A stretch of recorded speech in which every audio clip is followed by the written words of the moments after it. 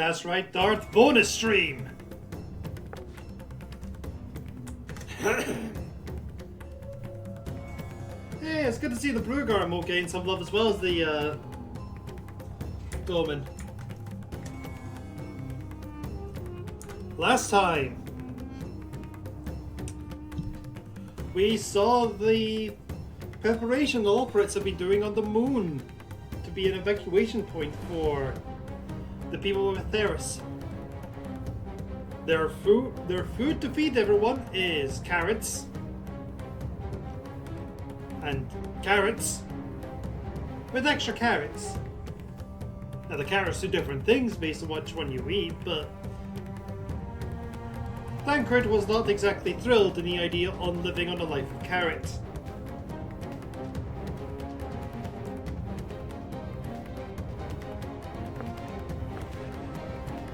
We then went to try out the fashion they'd be preparing for everybody. Which, was an interesting set of robes.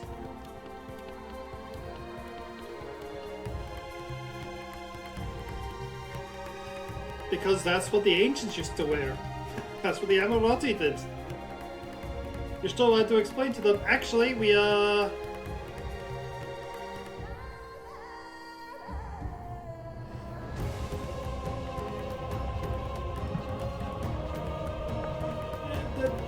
they don't understand that we got a lot more individualistic over the years. Yeah, it does look happy.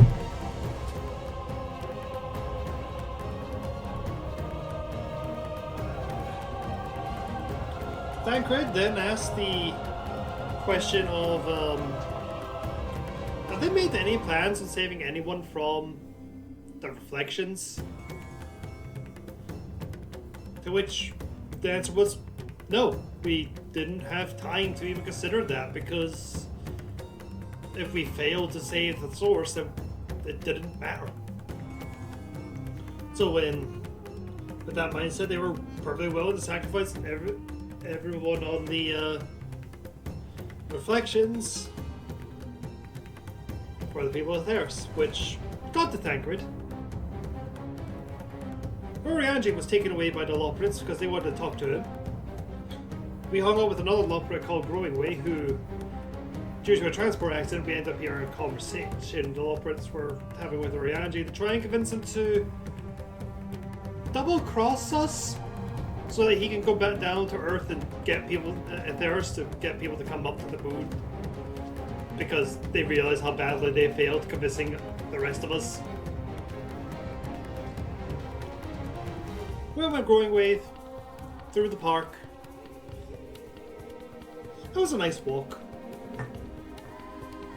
Found out that nothing can grow on the moon, at least not fully, because of the effects of light,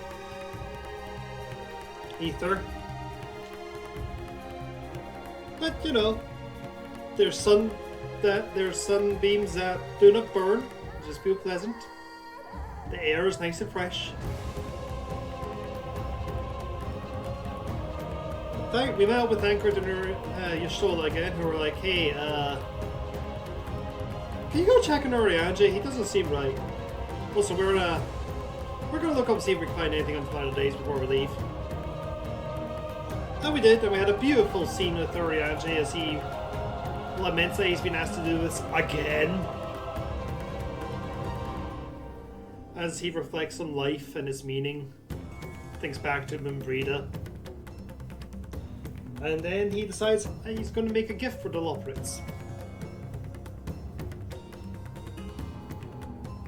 We have to fight the Loprits because they try to imprison us. It does not go well for the Loprits. I felt terrible. But then we come to an understanding. Orianji's going to stay up there to help them prepare.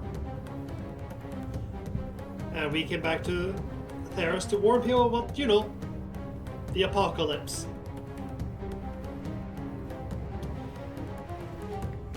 After informing everyone what happened, we went to our room, had a pleasant conversation with Estanian, who was getting bugged out by the twins, before he left out the window. that's when we got a report that it started. Davnir was on fire. With people, the actual people of Davnir turning into the monsters. As opposed to the ancient creation magic going to running amok. Mitra is now currently flying around Davnir with the Stenian, fighting the monsters in the air. And we're meant to be at Razat Han to find out what the hell happened. So, how are you doing, Darth? It's been a whole day since I last asked you that. Scandalous.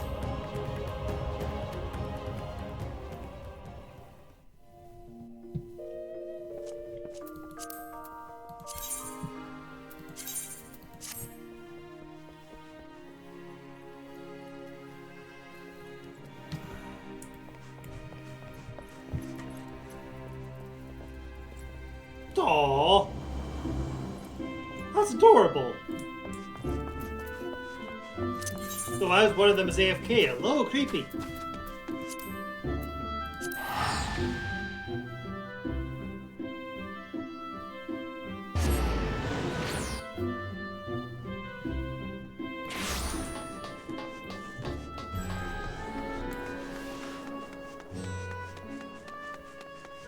Now good. Found some books that might be grabbing a Gen Con. Woo, nice!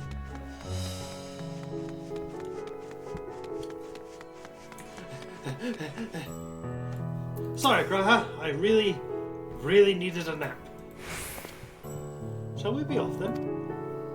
Artha is home at the High Crucible in Alchemia. His alchemist forged many other rewarding tales. I think that's a good place to begin our investigation, don't you think?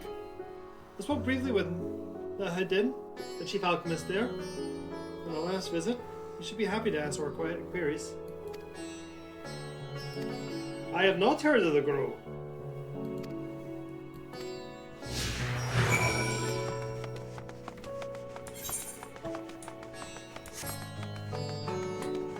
Oh, Grimhall I have heard of. I can imagine him being actually standing there for 24 hours waiting for a warrior light to arrive and not a single. Graha would easily do that any day of the week.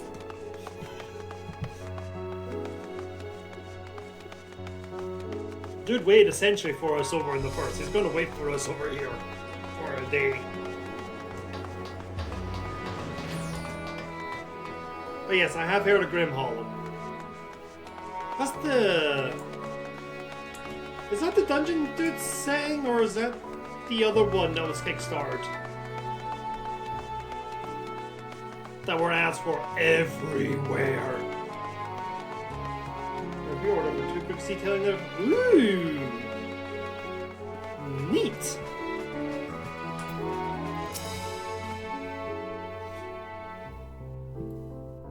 Well, remember those red eyes? You were with those scions who commissioned the scales, Alice, yes? I will get you back to the High Crucible. What brings you here in these troubling times? You're assisting the Satrap in investigating the crisis that plagues the city. Did you happen to catch sight of any of the creatures? I did. As I was going about my work, I was disturbed by crashing footsteps so powerful that the very ground shook. I rushed outside and could not believe what I beheld. The night sky was burning. Suddenly, I heard panic screams coming from the direction of the Balsham Bazaar. The next instant, a monstrous beast poked its head up from amidst the stalls. A handful of radiants rushed to the scene, only to be seen sprawling as the fiend and its minions propelled themselves skyward. So the blasphemy came from the vicinity of the markets. This knowledge may be useful. Thank you for sharing in your tale. Well, I do believe we now know where we should inquire next. To the bazaar, then. Goes for gaming to the dungeons of the Dragonite. Ah, okay. That's what it is. Thanks, Darth. We're the core that had a cool adventure at the end that involved escaping a magical and malicious tavern. so the adventure itself is the tavern. That's kind of hilarious.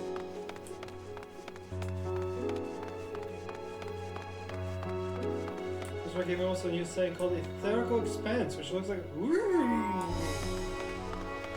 Spelljammer!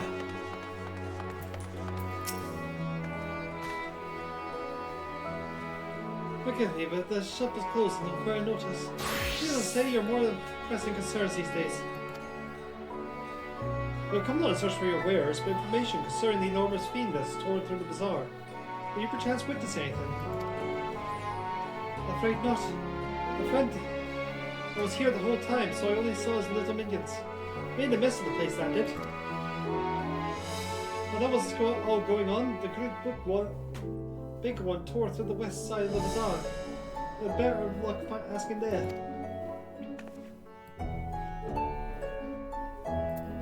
That's perfectly fair, Darth. It sounds like you do good books.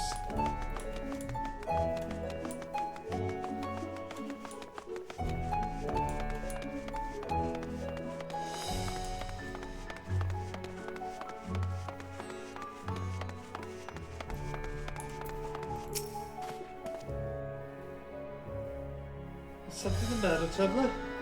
If you're lost, perhaps I could be of assistance. Your offer is most appreciated. We are not lost, but we are in need of information. Might you know of anything about the gargantuan beast that rampaged the bazaar? Ah yes, saw it all, though I wish I'd not. I was going about my work when all of a sudden a piercing scream cut through the air. I turned around and there was a fiend. That's a body bursting through the entryway with the force of a tidal wave. And then it was gone, as quickly as it came. I mean, it's perfectly fair not to be thrilled or wanted, Darth. I'm actually kind of excited for it because most of the things they are updating in it, I like. Overall, the only two things I'm not a big fan of in it is Counterspell and Twin Spell. But I also love the new dragon designs they're doing. At least from the concept art they're going out so far. Sisters, I miss her. What is happening to the world? What am I to do? There's nowhere safe. Settle down, friend. The danger has passed. At least for now. There was not too many people to remember. Could you tell us what you saw? First I heard the screams. Then a horde of ravening beasts came charging towards us. One of them was huge, bigger than a myriad, throwing people around like a rag does, and it was eating them. I hid under the counter, saw others do the same. But the shrieking and wailing kept getting louder. More voices were thrown. Beasts or victims I couldn't tell. I worry not what is happening. I still don't. That is enough, my good man. You are brave enough to share with us your tale, and your fellow merchants are safe. The High Crucible too has survived most unscathed. Pray stay close to your friends and loved ones, and rest your body and mind while you're able. I suspect that's the most we can expect from the people here to tell us. I think it's best we find ourselves off the bazaar where we might rest and review our findings. Biggest change they're doing is adding a weapon mastery system where, depending on the weapon you're using, you gain there's properties to them. Yeah, it's a lot of tweaks. Monk is being revised a fair bit.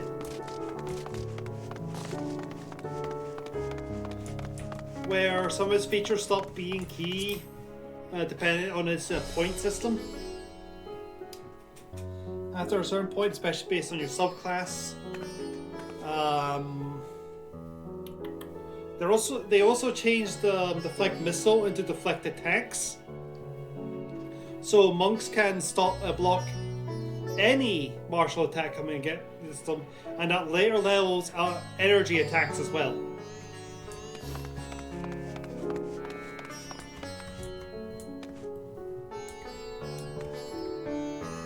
That's just off the top of my head. There's other wee tweaks. Judging by their accounts, the transformation had already occurred by the time the beast reached the bazaar. I walked through the west side of the bazaar and headed towards the Etherite Plaza.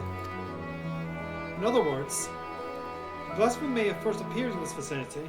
That being the case, the people in that Mahane can surely tell us more.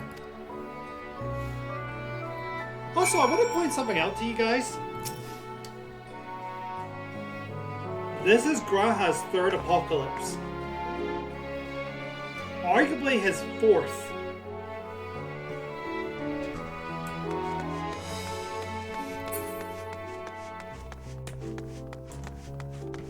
There's the one we prevented back when we first met him at the Crystal Tower.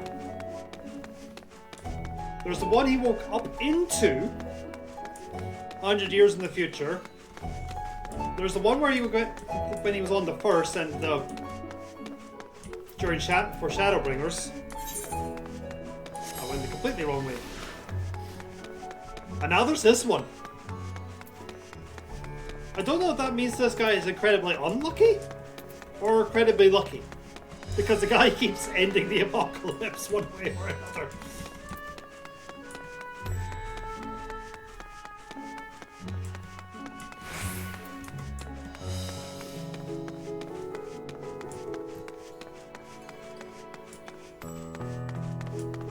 I'm sure there'll be some place that has a big list of all the changes that's happening.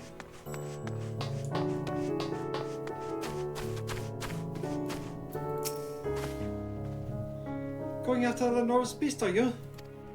Aye, I saw it. Including the very instant the poor bastard transformed. Damn, the gods for putting me there. Saw it over there by the window. A few men, mergers probably, talking and drinking.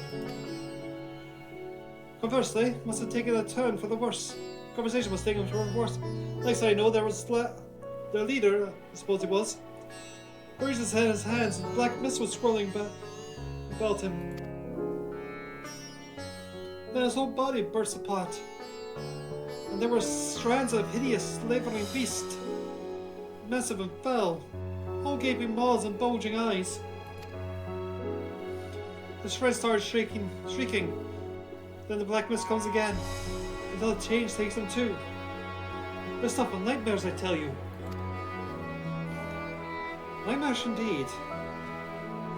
Incidentally, do you perchance know who those merchants were?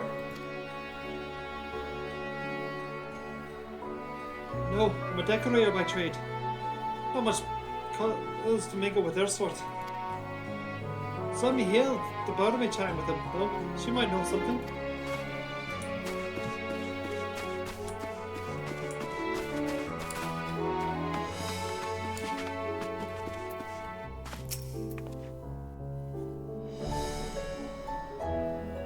Even after repairing all that damage, it'll take a while for business to pick up again. You mean the blasphemy? That's what the Radiants have been calling it, anyway. I saw it too. We all did. I was standing here by the counter as a ride poured me a drink, and suddenly there came this dreadful sound like a pained, angry groan. It was unlike anything I'd ever heard. I turned around in shock, and from an ominous cloud of black mist arose the creature, enormous and ghastly to behold. That's what happened next. To recall, it sends shivers up my spines. By some stroke of fortune, I was able to sit behind the bar and got its claws on me. It was said to greet me to offend and offer no solace. The blue sky above turned red as blood. The right myself and the other survivors clung to each other for dear life until the rain host came to our aid. Wait, did I hear you correctly? The beast manifested before the sky began to burn. I'm certain of it. The windows here offer a pretty clear view of the sky, and I saw nothing on the altar until the beast appeared and began to rage.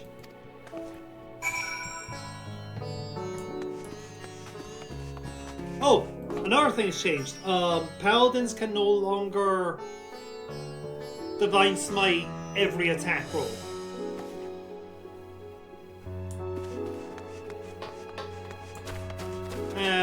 rogues can turn sneak attack die into debilitating effects.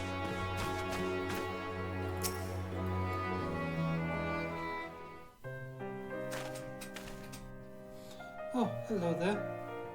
Welcome to Mediterranean. What can we get you? We have come not for libations, but rather information. You're Mahil, yes? We are investigating the so-called blasphemy on the Satra's behalf. We hear it was one of your customers, a merchant that first underwent the transformation. What can you tell us about him? He was something irregular here, especially of late. Kalzal was his name. He ran his own consortium, dealing primarily at the exports of Davnarian subspecies.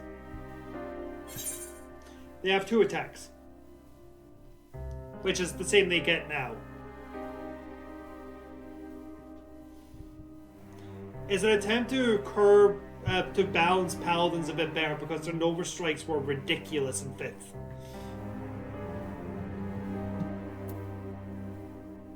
Sir Henry met Matsuya. Yes, their names ring a bell. Did you meet them before, both on your first trip to Thafnir? If I recall correctly, Kalzal ran a trading operation in Yildmad. And it was there that you made Matsuya's acquaintance. Yes, as it became Kalzal, no doubt. A rather successful man from what I gather. That said, it was clear that he had fallen on hard times of late. Those ghastly towers popping up everywhere cannot have been good for business. Even now, with the towers gone, the collapse of the empire has led to all sorts of problems elsewhere. The market for luxuries is surely not what it once was.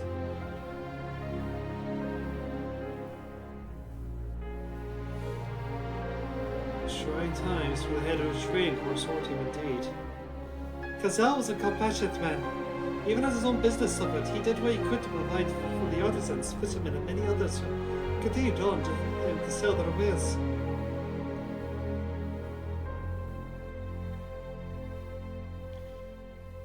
Indeed, that was the very topic of yesterday's meeting.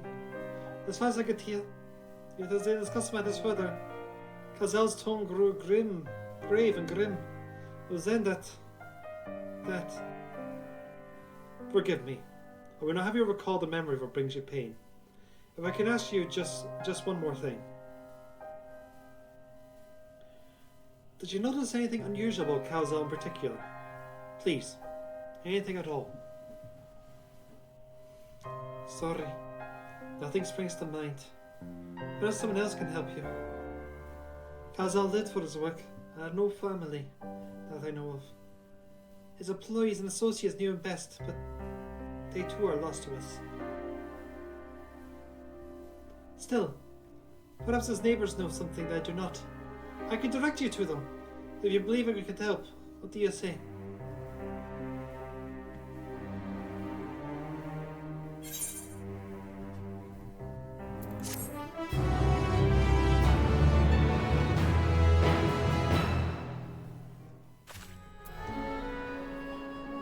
I'm mixed.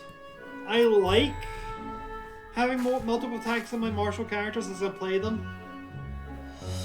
I feel that encourages me to multi into fighter more often because to just get action surge.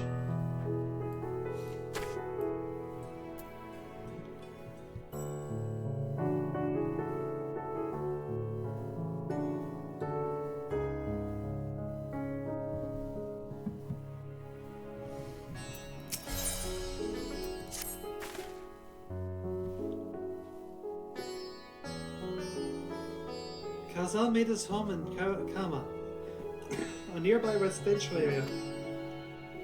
For what I gather, Kazal lived there since childhood and was known throughout the neighborhood.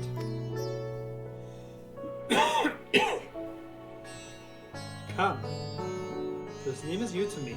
How do we get there? I'll write down some directions.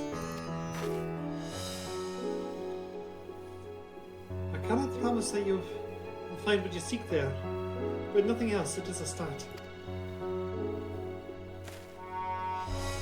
come. Let's see where this lead takes us.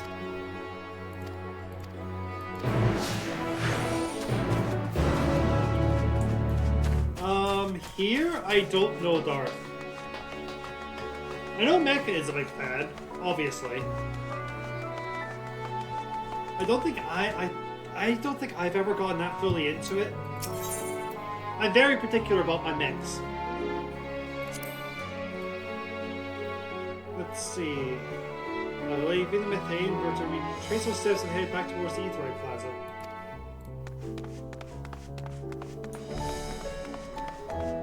Like, I give stuff a go.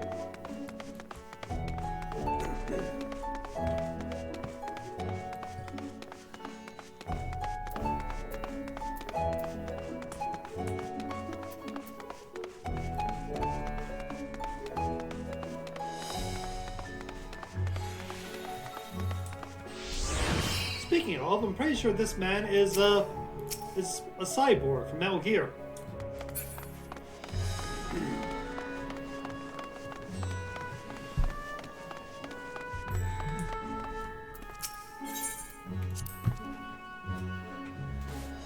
From here, we ascend the stairs.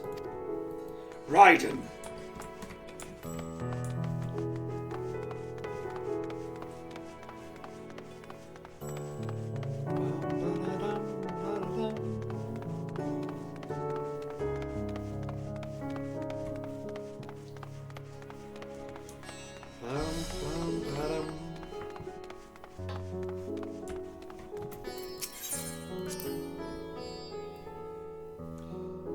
This must be huge.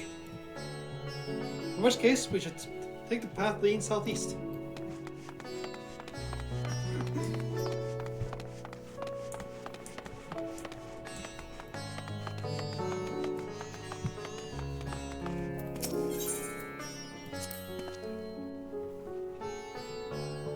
If we keep going this way, we should arrive at Kama before long. Walking these unfamiliar streets is quite the adventure, is it not? I can only hope we can explore Ratatan at our leisure once this crisis is past.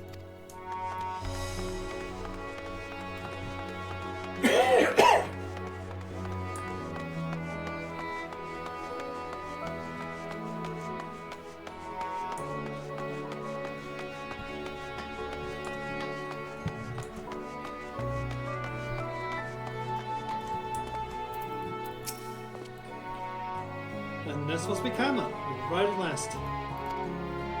Let's begin questioning the residents without delay. I know someone here can tell us more about Kazal. Given recent events, I imagine many are taking shelter indoors.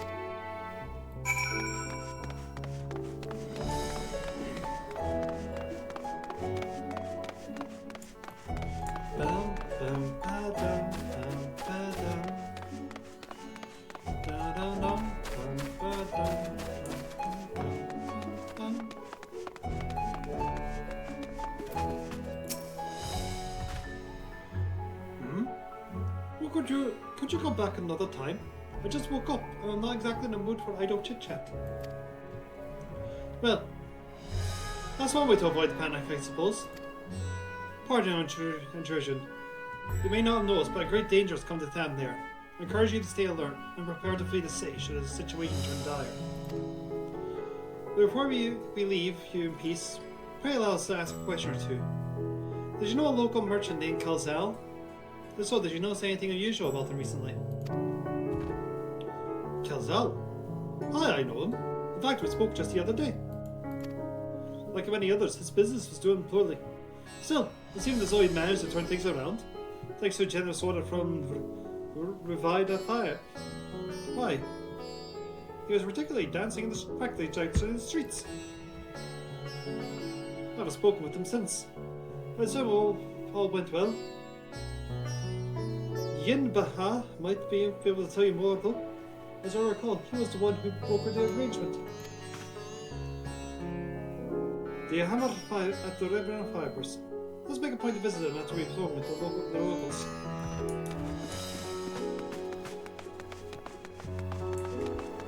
Yeah, let's leave the elegant man to wake up. That sounds like a good idea.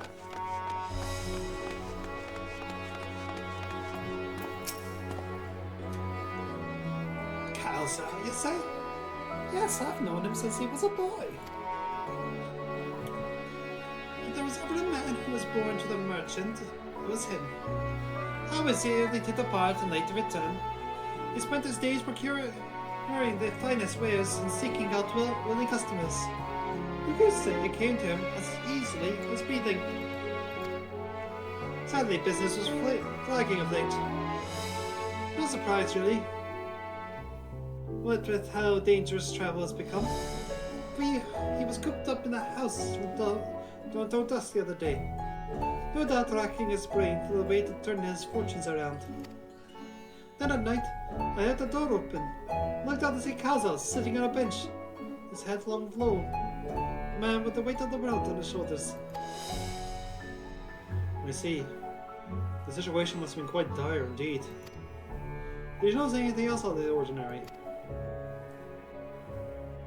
Nothing to speak of.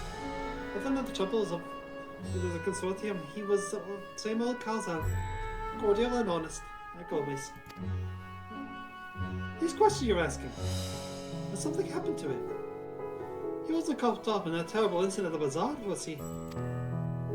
I don't travel much these days, but my daughter told me not to venture outside. Stuck in here as I am, I've heard little about the bazaars going on. Rest assured, the city is safe for now, but the situation may change without warning. I urge you, stay close to your door, and be prepared to take refuge should the satrap order it. Yep.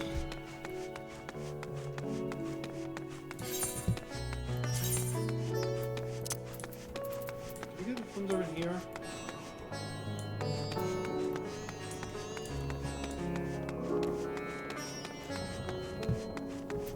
Yes, we do. Sorry, everybody.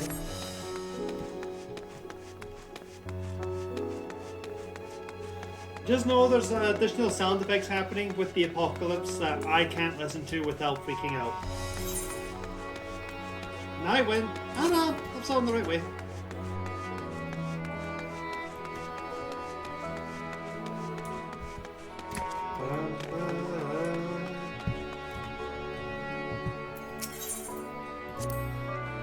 If I'm not mistaken, these stairs lead to Damra.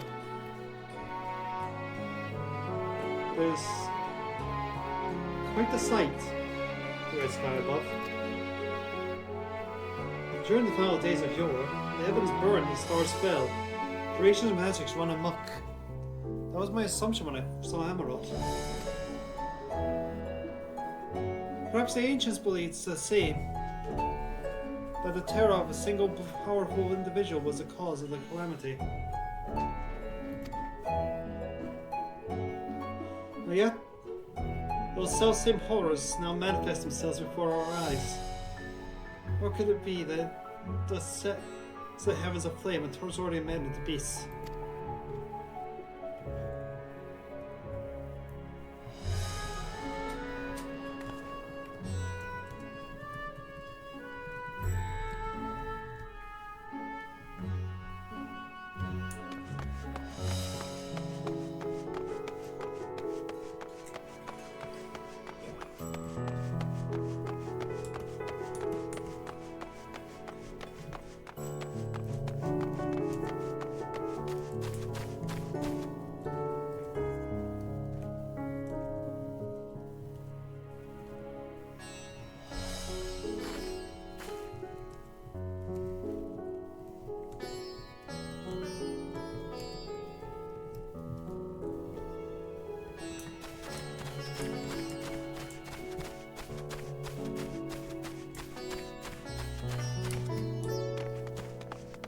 Indeed, just an every ordinary day.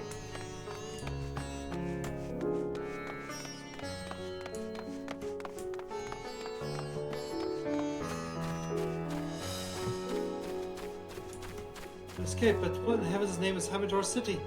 What in God's is everyone alright? I saw it. Terrible beasts.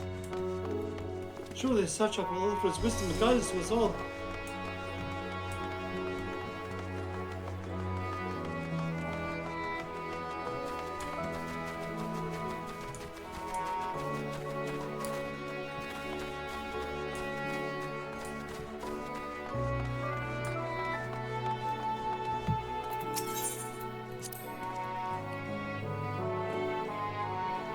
afraid formed in silkworms.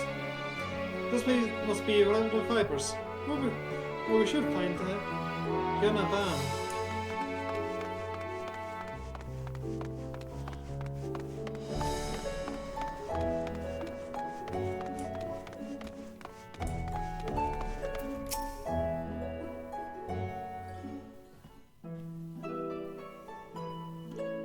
And hurry, I say. There's no time to waste.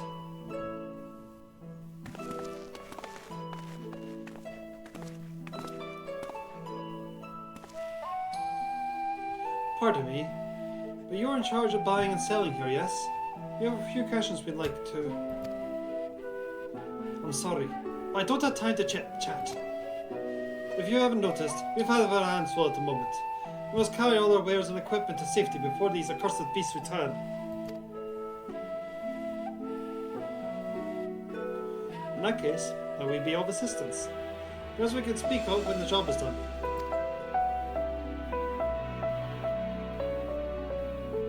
Very well. Mixtag will help us move our equipment. Ask others what to put them where.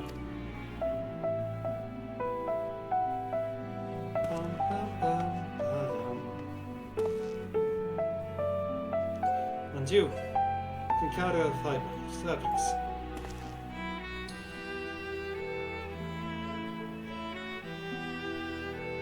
Go to that door and speak with Kamala. She'll tell you the rest. Remember, these textiles are a livelihood. Handle them with care.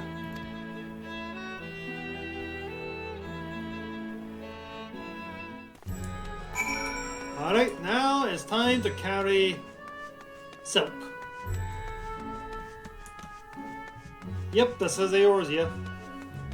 The end of the road is happening and we are carrying boxes.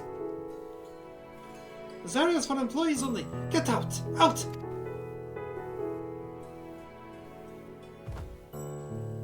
What's that? You're going to help! Oh, praise Mendovra. Cash Ranger, I welcome your assistance.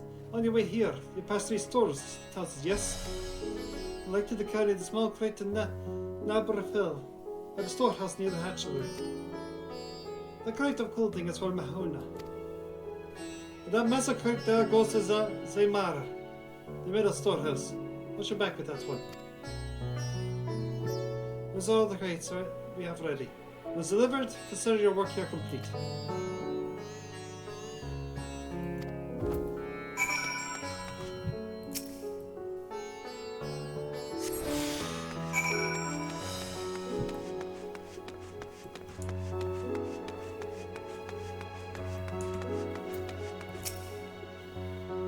Right, is it? You've gone to the right place. Thank you for your aid.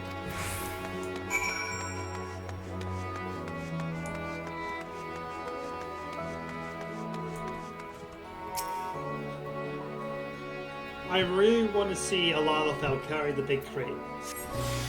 Unfortunately, we can't see other people doing this bit.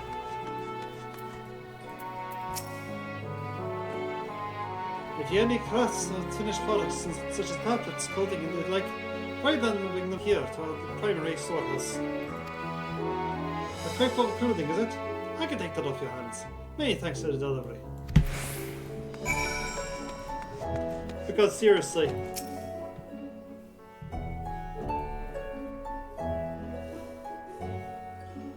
they do not change the size of the box.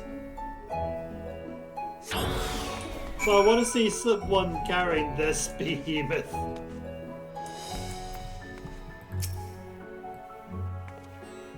I see, you're quite brawny, aren't you? A good thing that. Never know when you'll need to defend yourself in these unprecedented times. A crate full of fabric, is it? Exactly what I was hoping to receive. Here, let me put that away for you.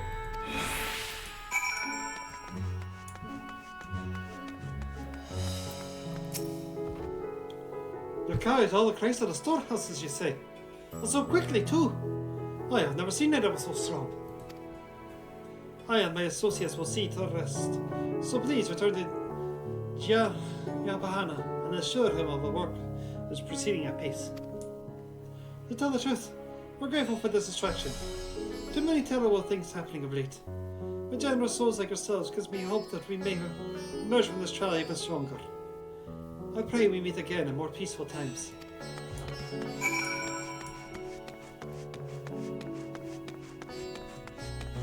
What am I doing? Get back up there. Get back up there.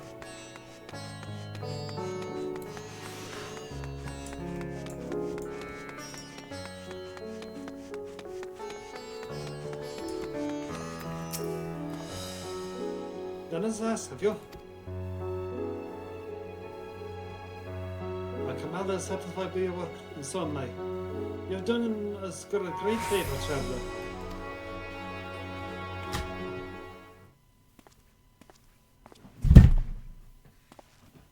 I too have delivered the instruments and apparatus entrusted to me.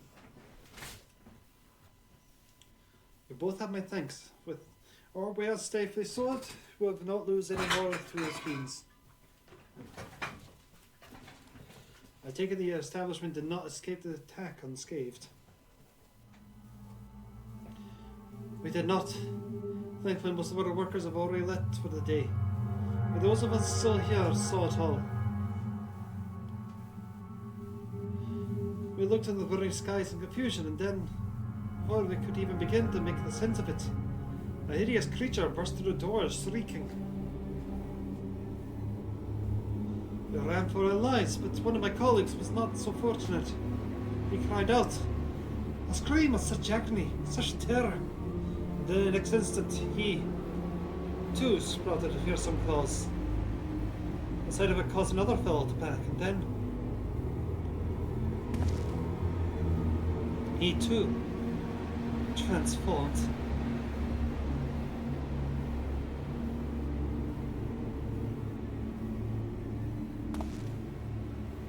I'm sorry. There was something you wanted to ask.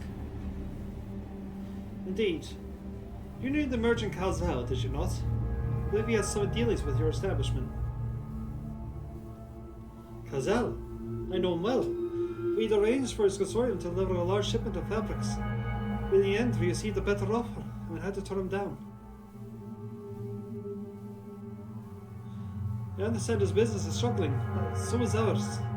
Another or more most reliable trading partners agreed to transport the goods for a much smaller commission. I've been fools to refuse. I felt terrible for withdrawing the offer, but you must understand, we simply had no choice. He tried to put on a brave face when I delivered the news. His dejection and despair were plain as day. He said he'd discussed it with his associates, but I could tell he'd all but given up hope.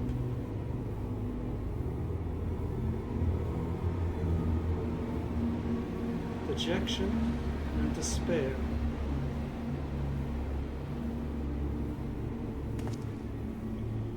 You remember what we saw in Vansapati, yes?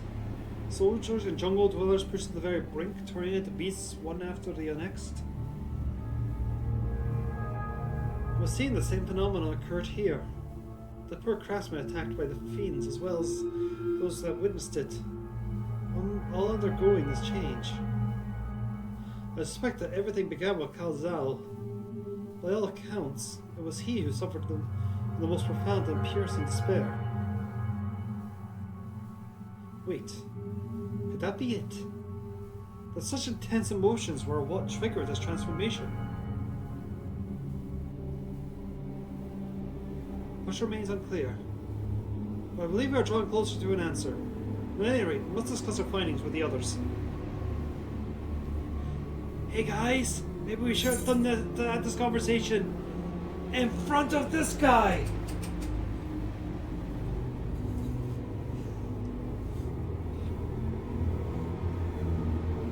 Who's now going to spend his life thinking that he caused this!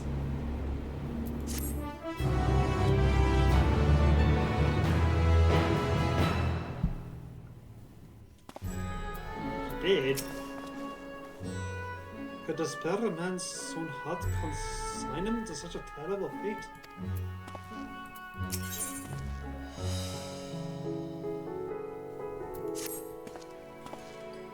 We have to reconvene with the others in front of the Megata. Were we not? That should be just outside. But hey, look. They've already returned from their own investigations. My friend, we must take our leave. I pray your salvation is spared for the tragedy. But remember, your lives are far more precious than any wares. If you are ordered to flee, do so without hesitation. Indeed, thank you for your concern, and pray you take care of us as well.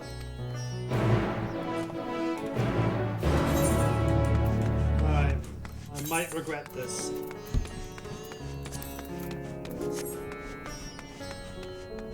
But I think this cutscene should be played in its fullest. So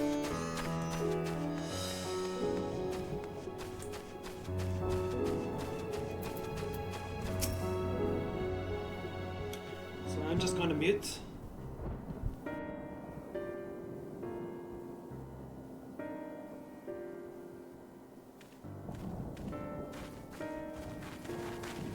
There you are. You've spoken with the survivors. Indeed. We thought to share what we have gleaned, that we might together gain a greater understanding of present circumstances.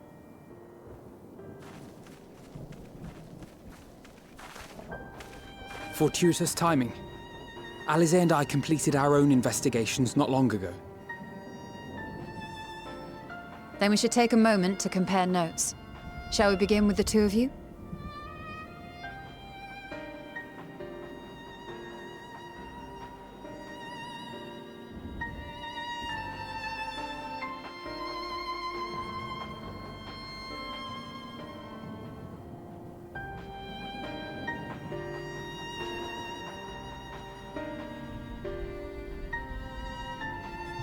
So the merchant Karzal was gravely concerned about his business in the days preceding his untimely end.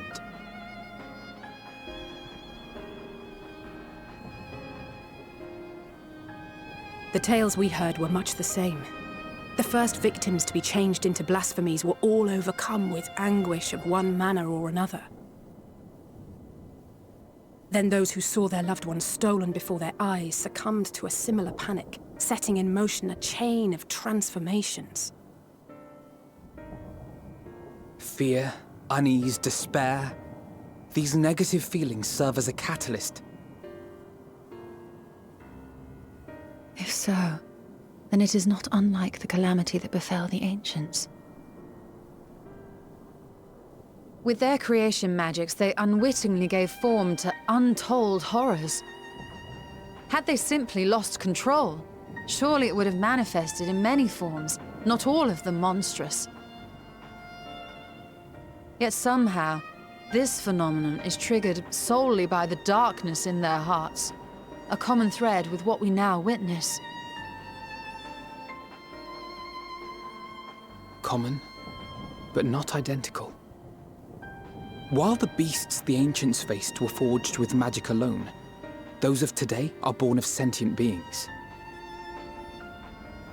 Why remains to be seen. But there is one fundamental difference between us and our predecessors. Our souls are sundered, whereas theirs were not. Perhaps that single variable makes all the difference. If I may, there was another detail that troubled me. We have it on good authority that Karzal's transformation took place before the skies began to burn. What? If that's true, then the situation's more dire than we realized. It means even if there's no ominous sign presaging the final days, anyone, anywhere, has the potential to become a beast. Even in lands we thought safe, even as we speak.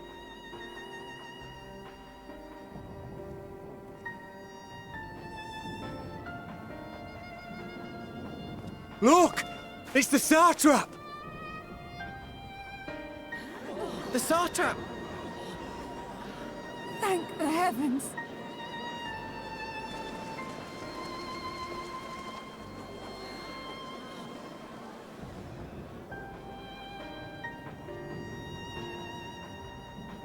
My countrymen, I am relieved and heartened to see you strong and safe.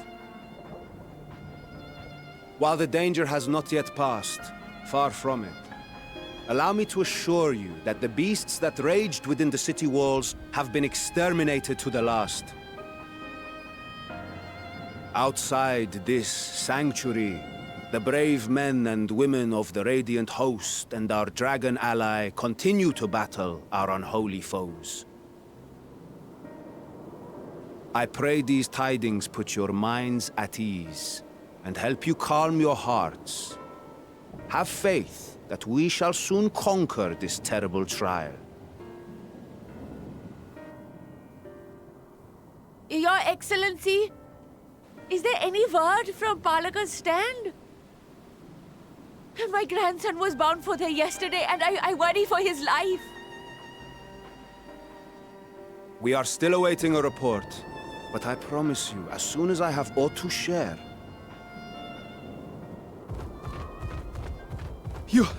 Your Excellency, I bring grave news.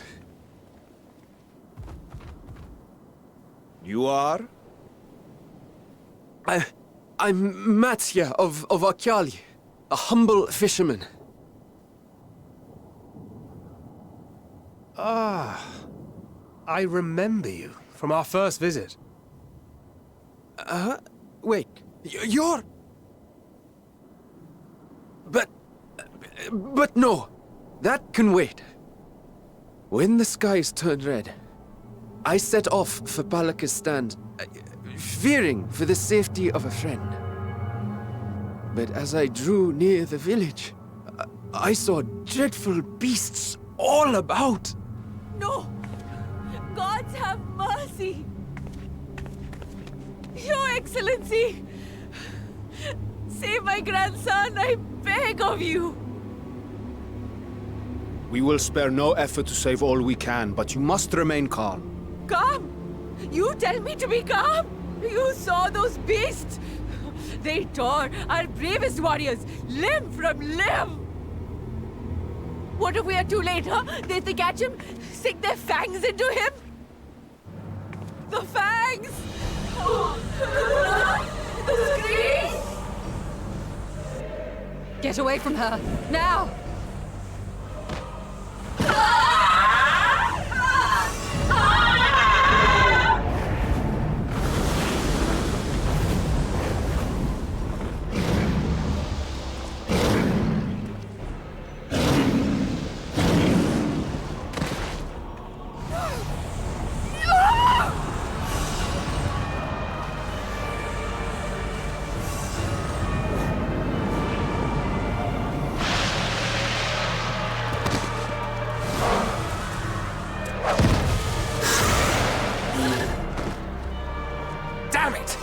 We've got to kill them before it spreads!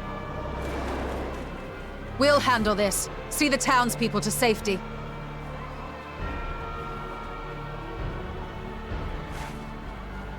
Run as fast as you can!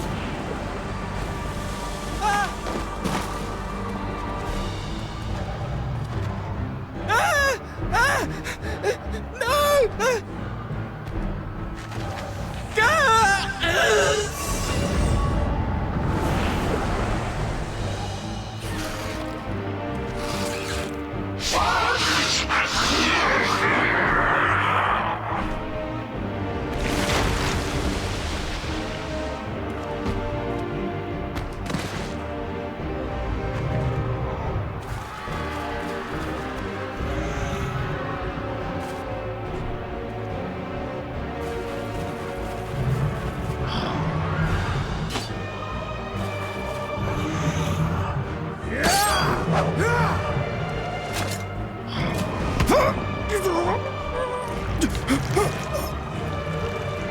Vitra, our people, you must save them.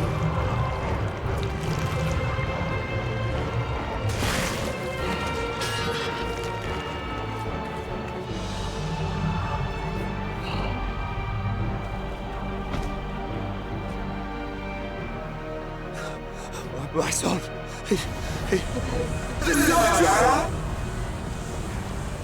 Enough!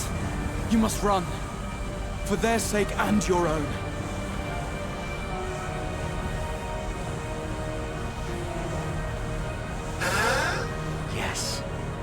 will survive. You must.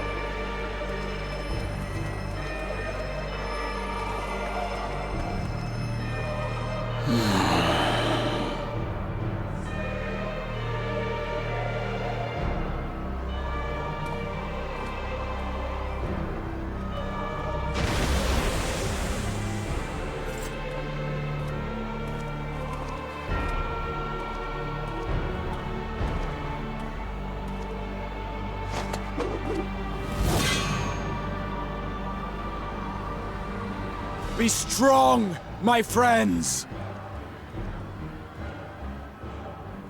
Fear not, for we will defeat these abominations!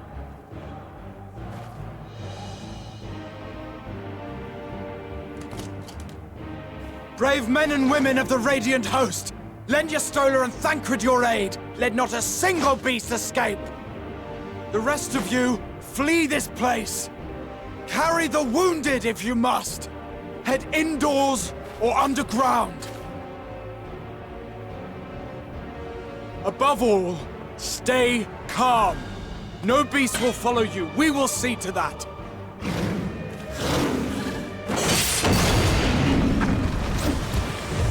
Alphino! Alice! Leave the city to us, and make for Palaka's stand at once! Matsya, show my friends to the village! I promise you, they're more capable than the host's finest! Right! Go with them, will you? We will save these people, as many as we can.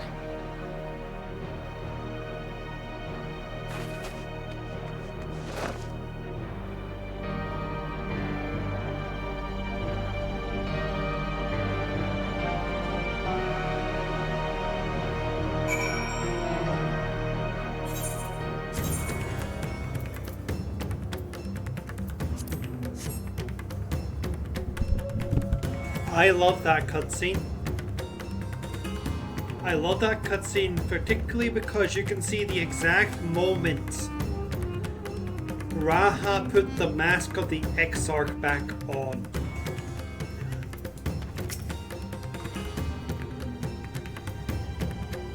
We must save Palakistan, whatever it takes. Matsya, it pains me to put you into harm's way, but I must ask your aid as well. Oh, of course. Palakistan is not far, just down this hill. But as I told His Excellency before, the path was blocked by terrible creatures. I had no choice but to turn back. In that case, this is what we shall do. Elena, I say you take the lead and dispatch any beast you encounter. Alice and I will keep Matsuya hidden amongst the trees. I'll follow when the path is clear. There's no telling what danger awaits us. Please keep your eyes peeled. And you can also tell how much he never wanted to be that person again.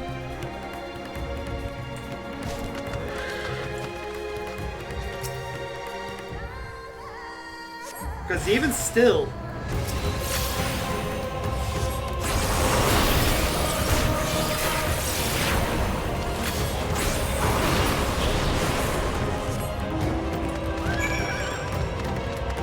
doesn't consider himself a real leader.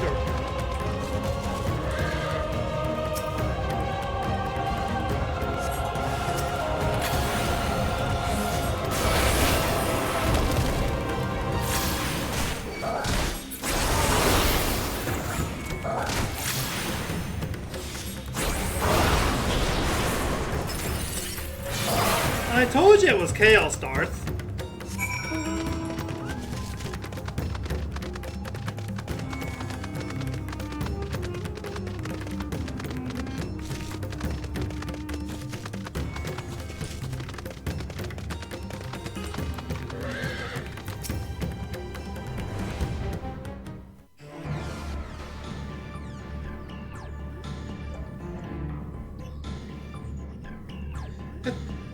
cannot be.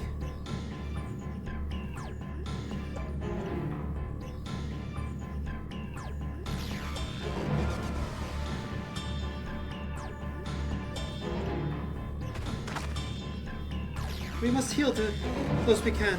Now quickly. I see no beasts, but stay on your guard. As an aside, one of the blasphemies, I can't remember if it's in the dungeon or on that path down there, cries out for their grandmother.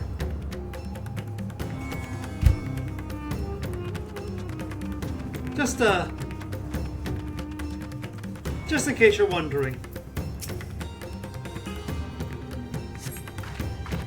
Cold bodies already begun to stiffen. Master would suggest the villager was gored by a terrible beast. This villager has no pulse, or they appear to be breathing.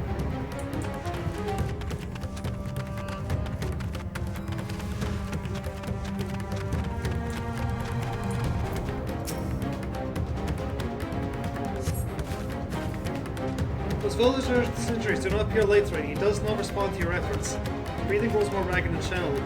His vacant eyes are those of a man who has lost the will to live. Even if I wake, the nightmare goes on. No. Leave me to sleep. You call. The man does not respond.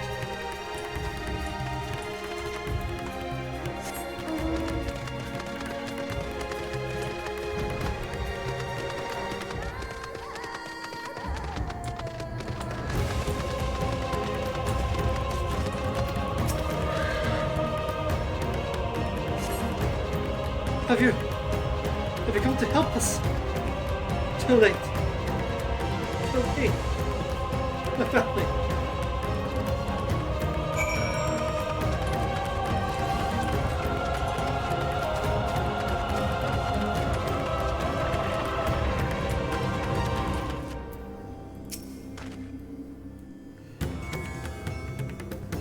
Are these the only villagers who survived?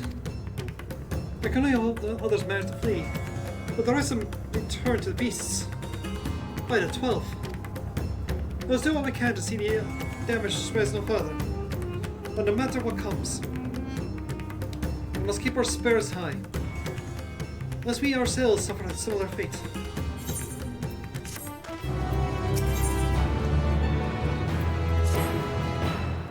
I can tend to the rest. Pray look after Matsuya. No doubt with all that we have seen, we here weighs even heavier on his heart than ours.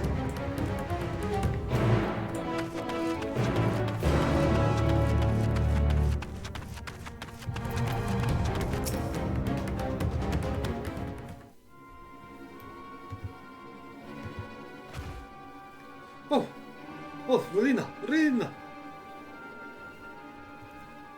This is your word, the elder here. He is hurt. Praise be the sisters. Young Matsuya has told me everything.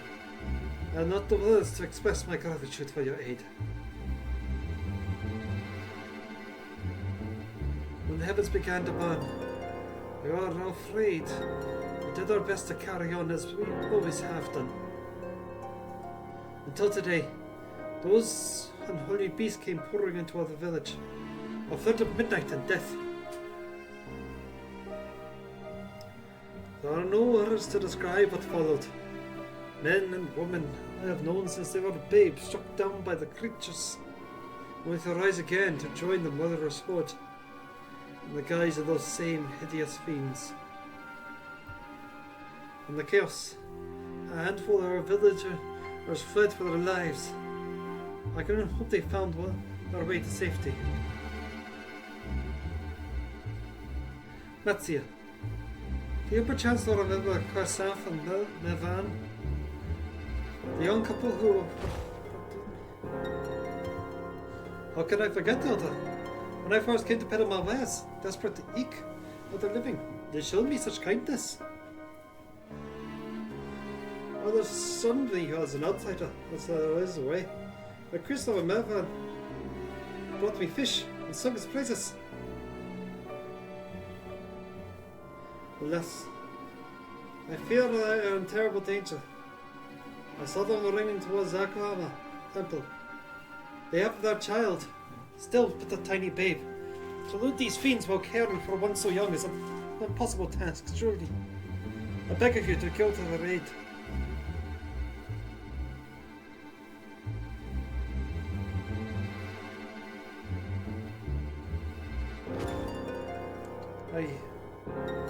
I want to help them.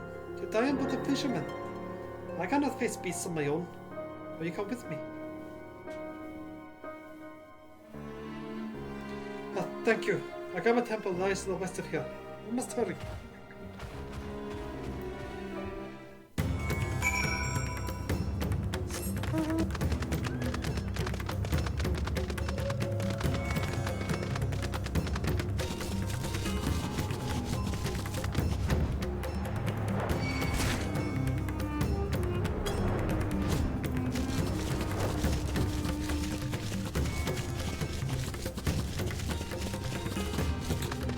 Oh yeah, I definitely made the better decision to do this today as opposed to yesterday. The temple is just ahead. It was built by those who worship Saint Agama. It has certainly fallen into disrepair in recent years. If my friends made it this far, no doubt they are hiding somewhere amidst the ruins. No! Please, stay back! Ah! That was Kasaf! Oh no!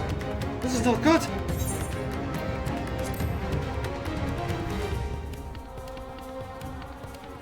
Please do! The cry came from the ruins. You must hurry!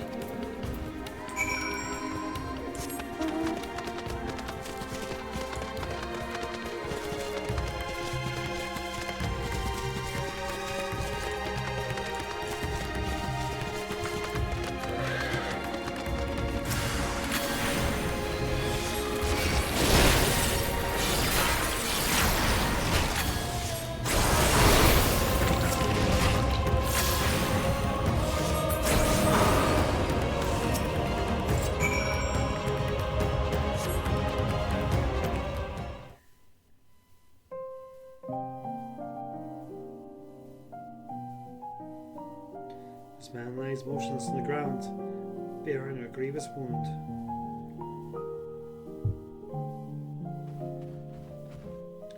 I'm sorry, Relina. I tried to stay behind, but I couldn't.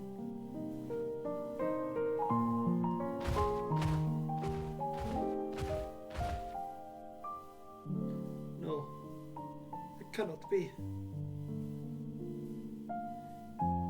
Is someone, anyone?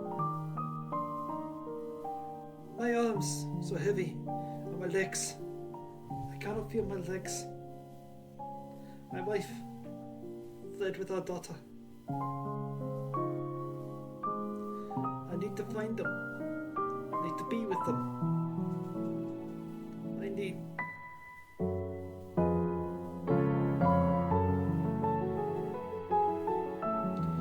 Kirsaf! No, Kirsaf, you must stay strong. More time. That's all I had. I don't want to die.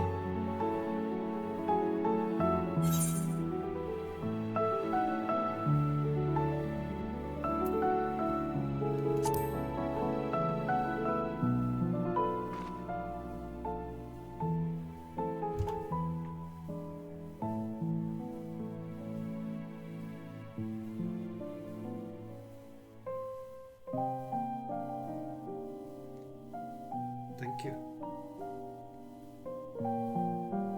Please, find them.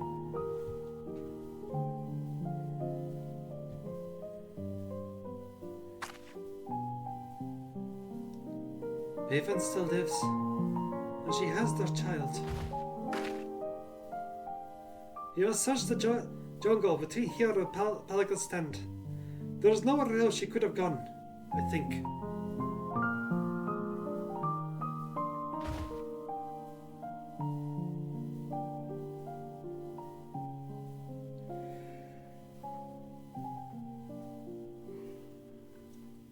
So give me yourself. Once we have saved your wife and child, we'll return and lay you to rest.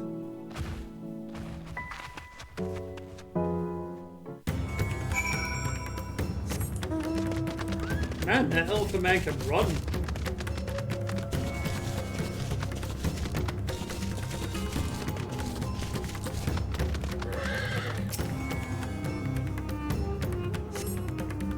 I see no tracks or other signs of recent travels. I have it in the child, must be elsewhere.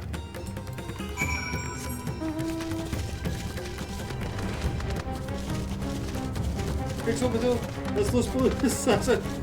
Hey, CJ! It's been a while. Hope you're doing well.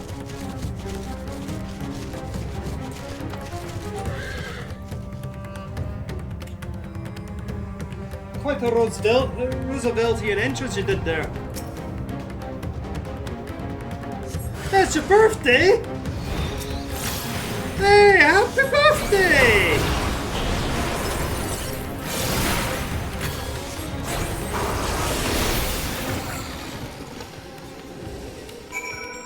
I mean, it probably is.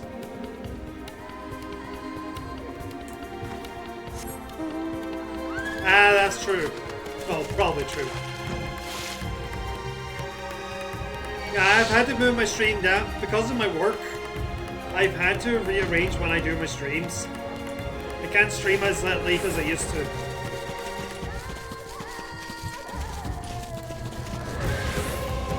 So I actually have to stick to European times.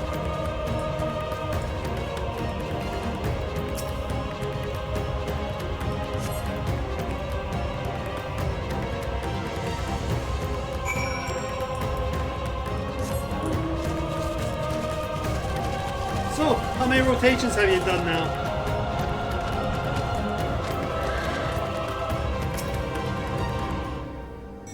Did you see any sign of them? I found nothing.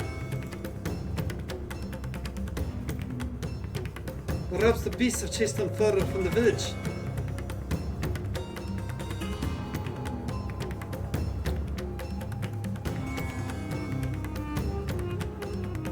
Fair enough. I turned 35 in 3 weeks tomorrow. I think. Give me a sec. 4 weeks tomorrow.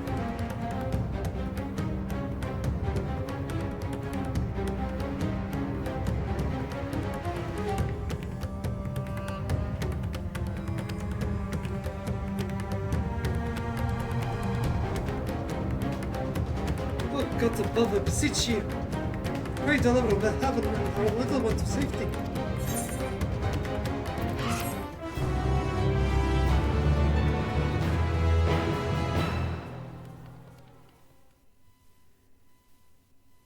Meanwhile, in the skies above Thavnir.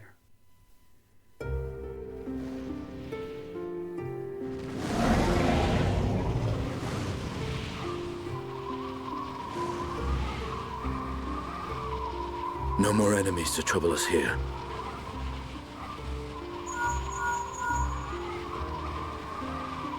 It's me. How fare you below?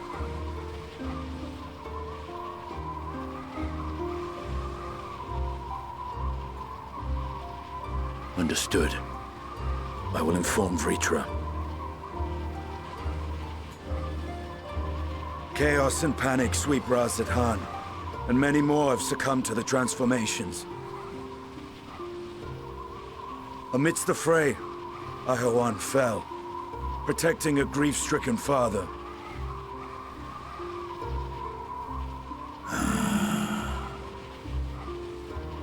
My friends fight alongside your Radiant host to secure the capital. Beasts have been sighted in Palakistan as well. We have divided our forces in hopes of quelling the threat there. Of small solace is that we now know what triggers the transformation. As my companions tell it,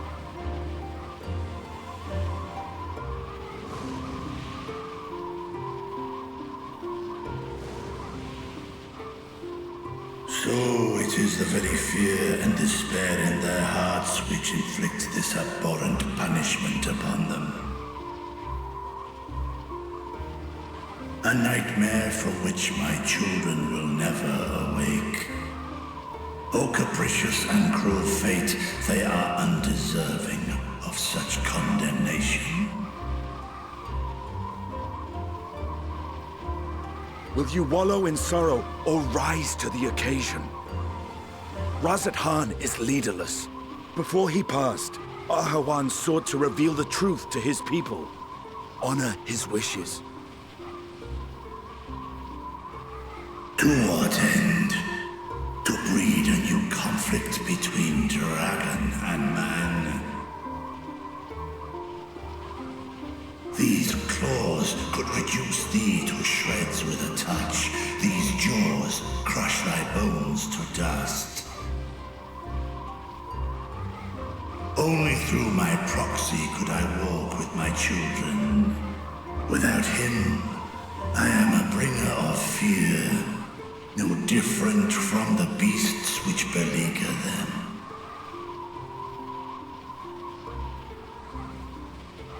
Perhaps so. Only in death were Hraesvelgr and Shiva united. Indeed, whenever man and dragon have come together, death has ever been the inevitable result. It was our fear of your kind that sparked a nigh-endless war. Fear and hate of which Nidhogg drank deep as he laid waste to my homeland. And in turn, I took my revenge on his brood. Blood for blood, pain for pain. I thought nothing of theirs, only of mine. And yet, were the chasm between us too vast and too deep, Hraesvelgr would not have borne Isael to battle and our rescue.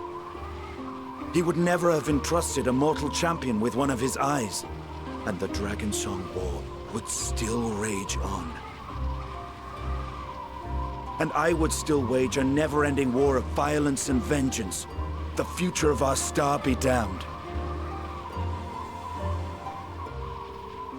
I cannot speak for Ahawan's greater goals, yet I know that he served you, served your people, long and true. In this time of unprecedented crisis, he turned to you. You could do worse than to place your trust in him. It will not be easy, but the future of Razat Khan hangs in the balance.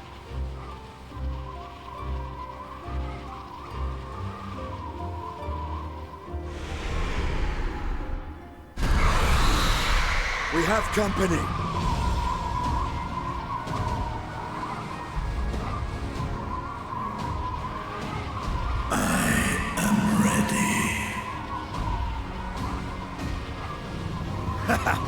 The hour has come, Vritra!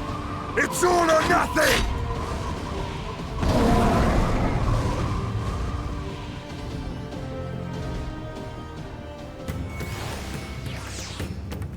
Hey!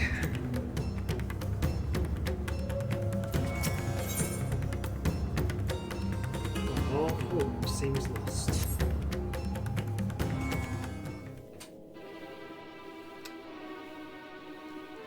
Having fled the danger into the jungle, she and her child are in grave danger. Whatever are we to do? Gods have mercy.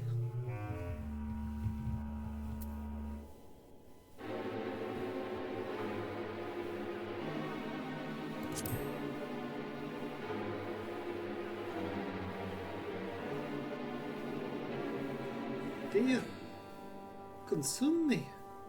What are you talking about?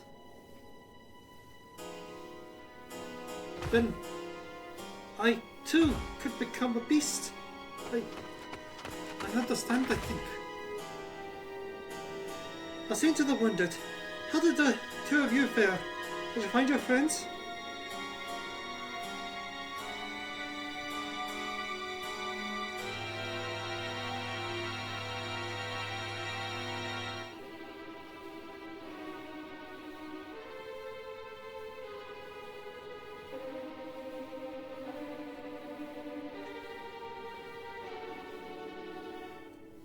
I see. In that case, let's help you find the mother and child. Before we leave, we must ensure that the village will be safe in our absence.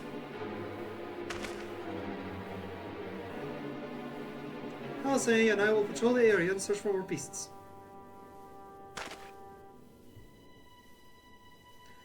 Would you and Matsuya speak with Elder Liravat and pray explain to him the situation and join as soon as you're able?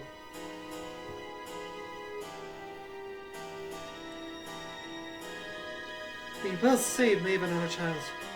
We could do so that much for Kirs.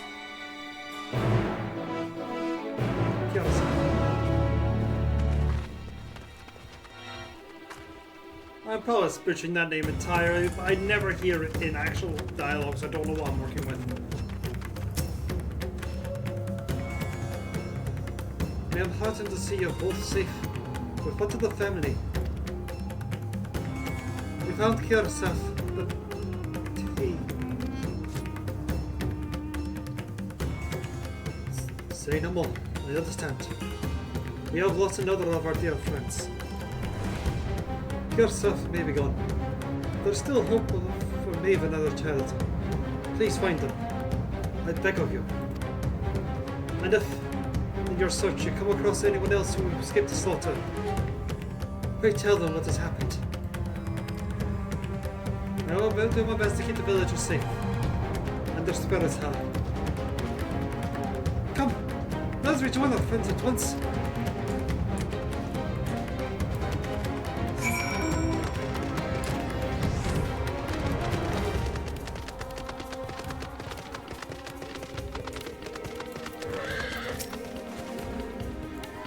Complete the report that the vicinity appears to be beast-free. No doubt thanks to your efforts. And with that, let's resume our search for your friend and your child. Where shall we begin, Matsuya?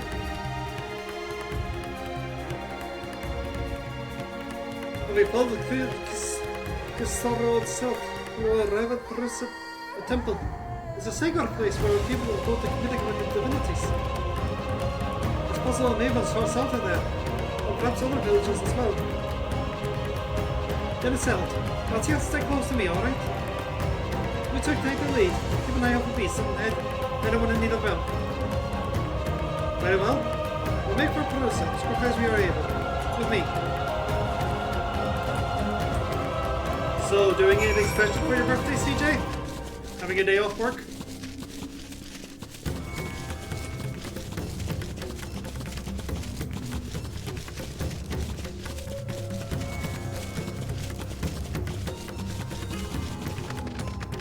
You can just chill over there. Hey! Got yourself a good week. Nice! Vacation's where I wanna be. Lie on the beach where the sun is free. Thank you. I thought I was done for. Bevan! She is a friend of mine too. I have not seen her. She'll still be out there somewhere trying to avoid these beasts. With her child. Gods. Worry not for me. I can make up my own way back to the village on my own.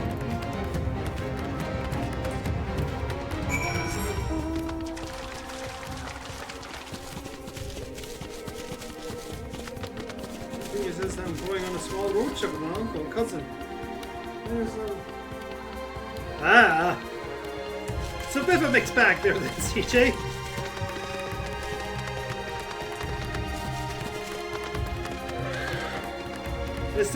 Remind me, is Detroit Rocky or is that Philadelphia? And RoboCop. I get the same. Philly is Rocky. Okay. That's okay. I always get them mixed up. Lena, wait. Jerusalem Knights is just up ahead. But something terrible has happened. The beats have come. And many of our raid been killed. Everyone else have gone to do what they can. There's so many. More than I could count. You must be ready.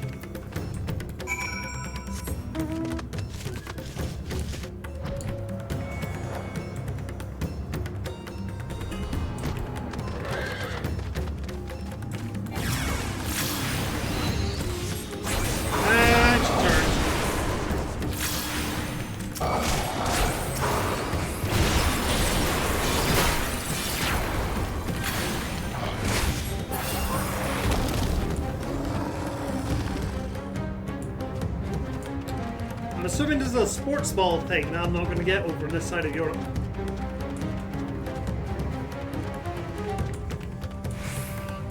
Good job, Alfie. Ah, baseball, okay.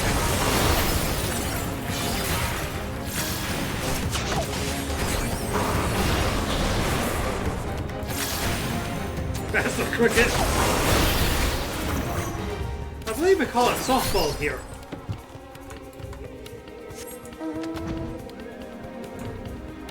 Or rounders.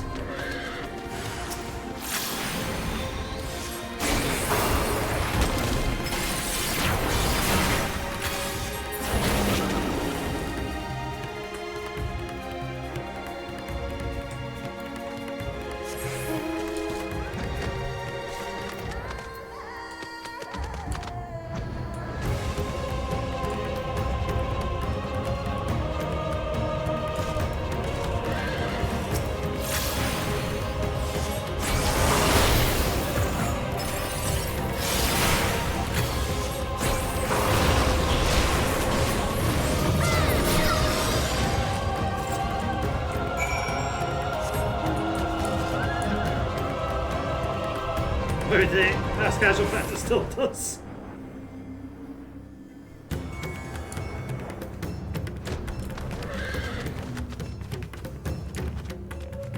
Let's see, the main thing I know from about baseball is from Angels in the Infield, or Airfield, one of them, the one with Christopher Lloyd, and the Sandlot Kids. Also Benjamin Sisko. And probably the best episode of D39. Outfield, okay. There you are. Look for the others.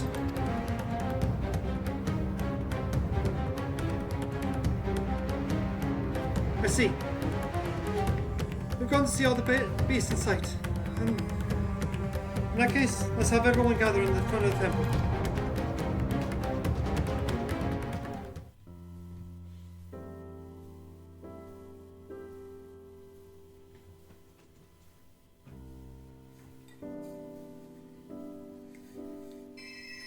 Courage, friend.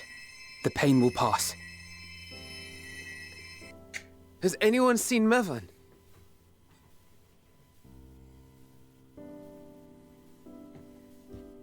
Where could she be?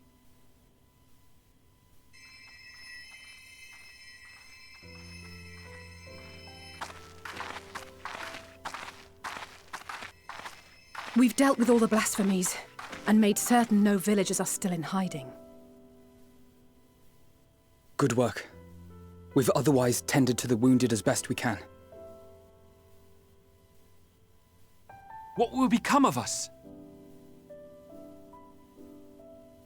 Help is on the way, surely. We may have to abandon our homes now, but we will return, someday. But where can we go? Is anywhere even safe? That I cannot say. Well, I can. Nowhere's safe. Run all you like, but there's no escaping these things. And even if I could, it's too late for my family.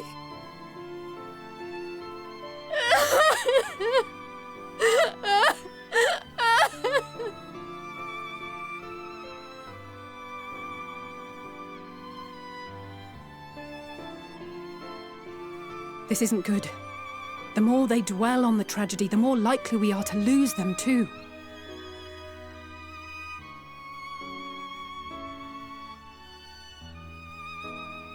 My friends! This is a place of worship. Should your heart quake with sadness, cast your mind to the heavens and remember. Remember the teachings of the old gods. Did they not implore us to stand fast when waves of sorrow break against our shores?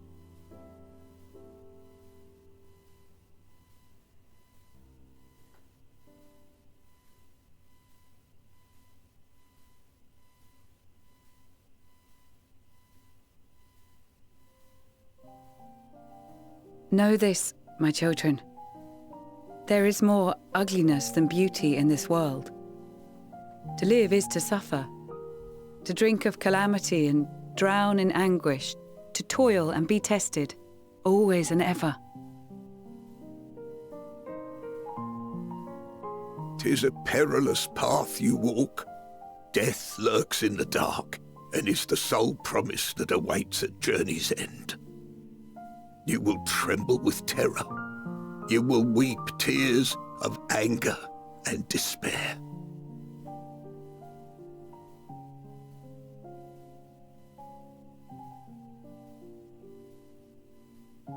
But do not avert your eyes.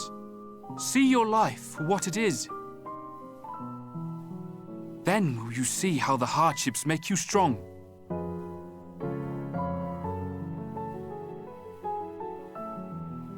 Every doubt reforged as scales for your armor. Every agony to temper your blade.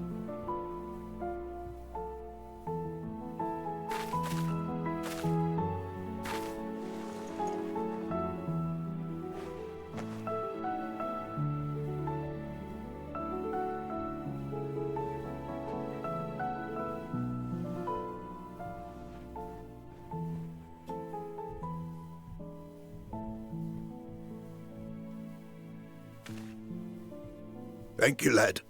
We'd almost forgotten who we are.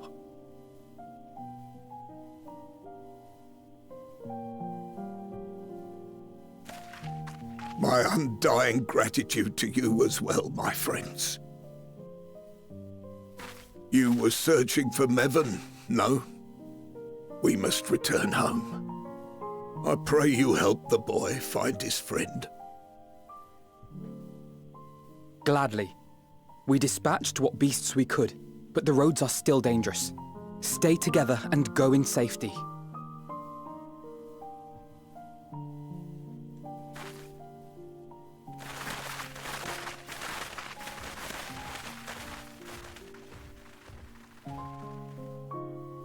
That was very impressive, what you did back there. Those words seem to resonate with your people. They should. They were the first spoken unto our ancestors by the divinity of legend. I'm easily upset, and fish are wont to flee a temperamental hand, so I recite the teachings over and over to calm myself. They're lovely and inspiring to hear, though I imagine they were born of great misfortune. They are born of life. There's as much bad as good in it. More, many would attest.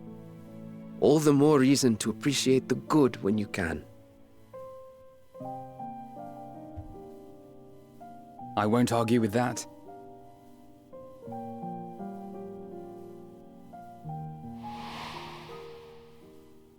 In darkness, seek joy.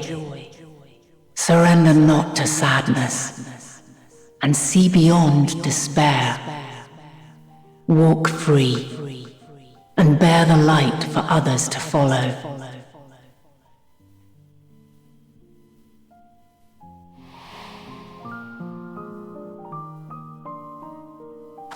And with that, let us see if we can't find Mevon.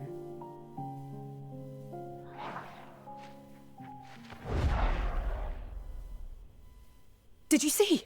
That beast was chasing someone.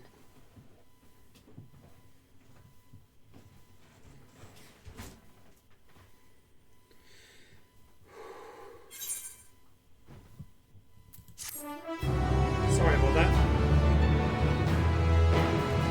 Chair's being quite loud.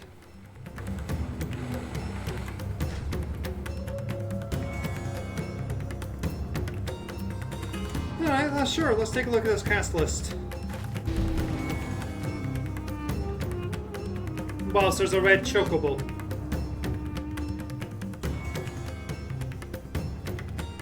Let's see. Danny Glover. Jace? Joseph Gordon-Levitt? What?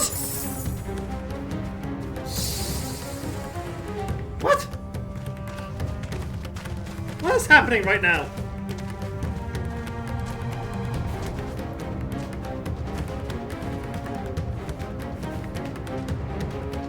Brian the Frickler, Tori Danza, Christopher Lloyd, Ben Johnson. That was very weird. J.O. Sanders.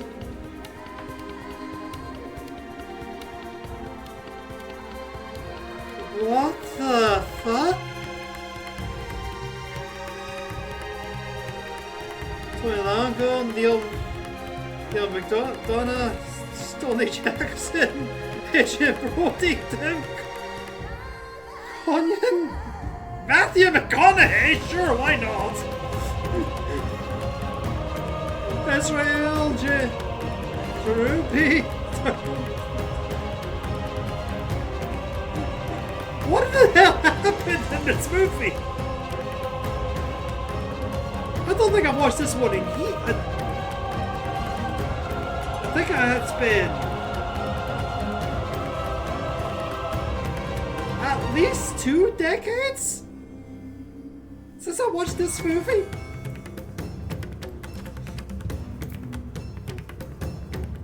At least.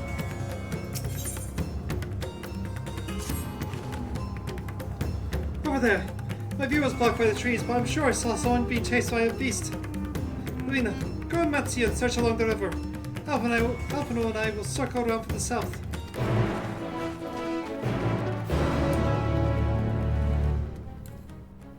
I'm also still trying to figure out what the hell happened with Red Chicken Man and his company. They showered me with coins for no reason.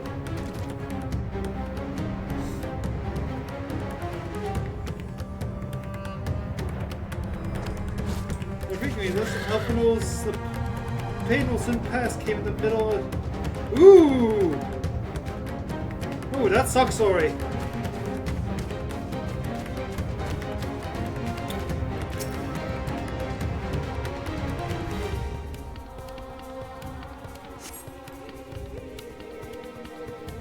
Oh.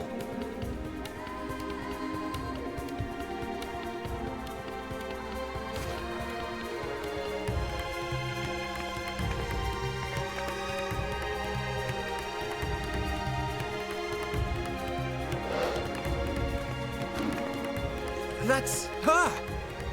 No, I'm sure of it! Niven! Don't! Please!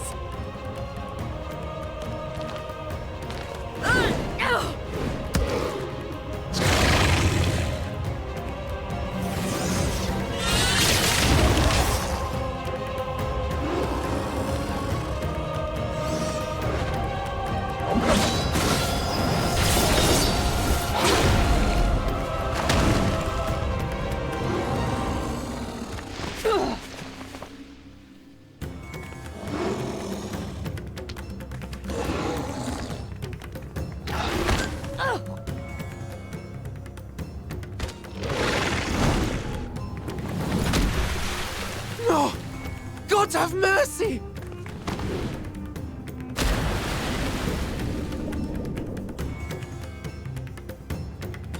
It really is, CJ.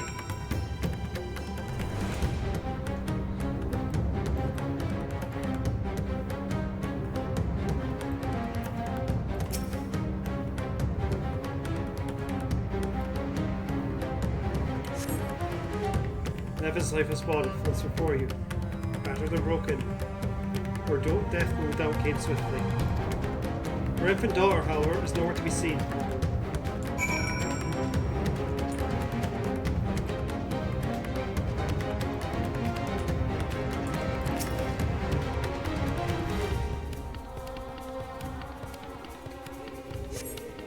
You take the babe into your arms.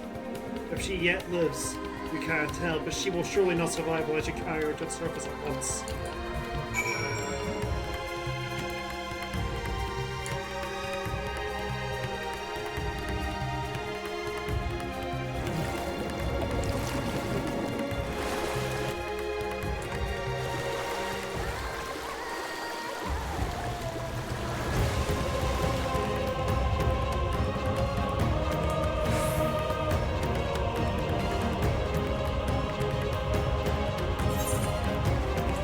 gonna regret this one.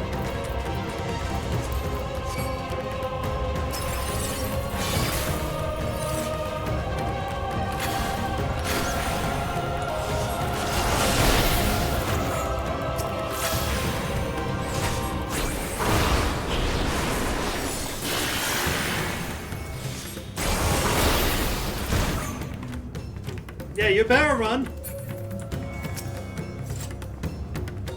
Did you find Bevan and the child?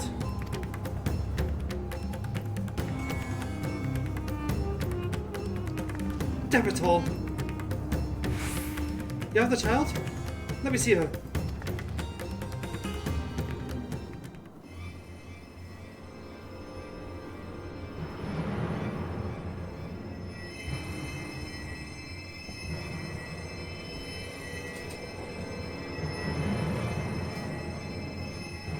She's so cold, Elfino.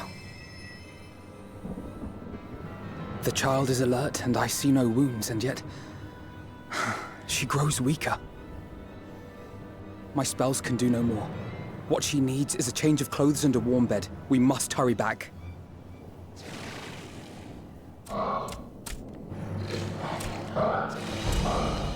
Not now! Matsia, take the child.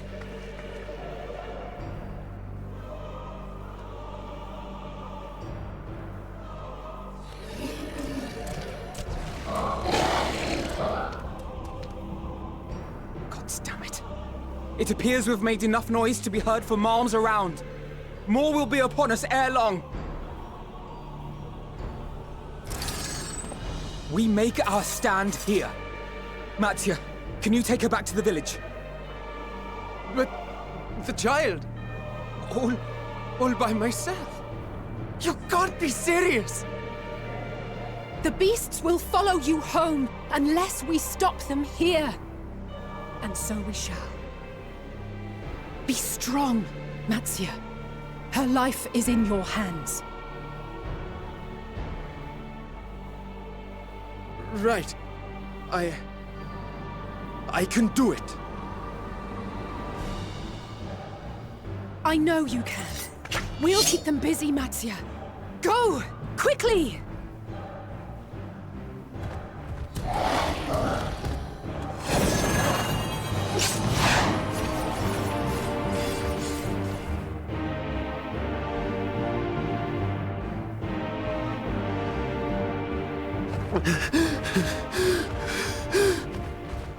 Steady. You know the way.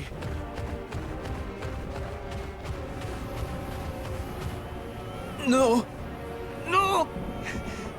Not you too.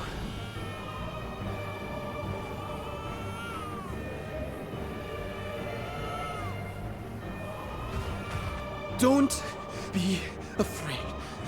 Don't be afraid. To live is to suffer, to drink of calamity. It is a perilous path. Death lurks in the dark.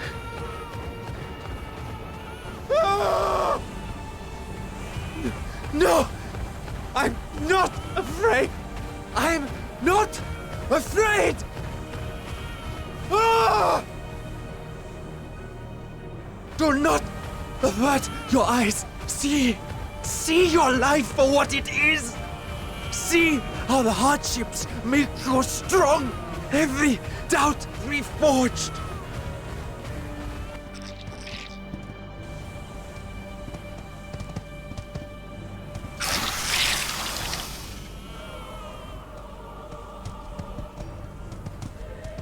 Every agony.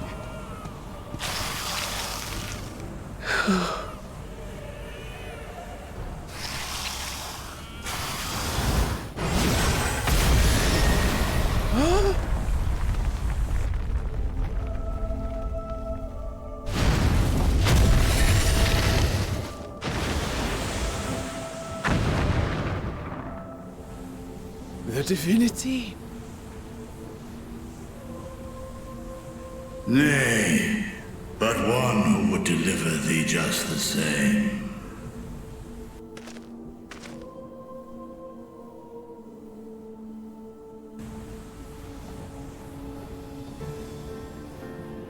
Please.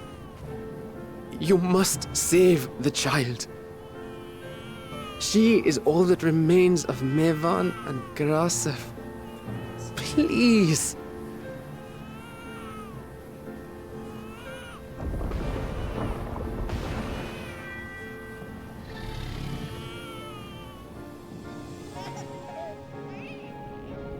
Well, well.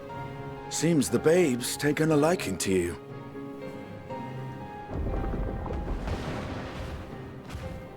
Thou art strong, little one. Let us convey thee to thy home.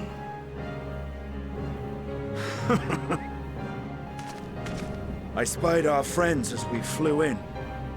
They appeared to be holding their own against the Horde.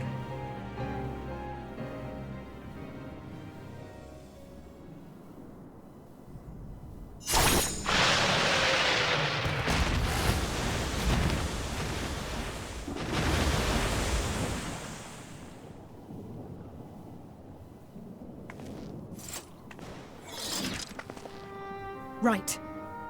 That's the last of them. We should hurry and find Matsia. Indeed, CJ. It was a really awesome fight. You should have been there.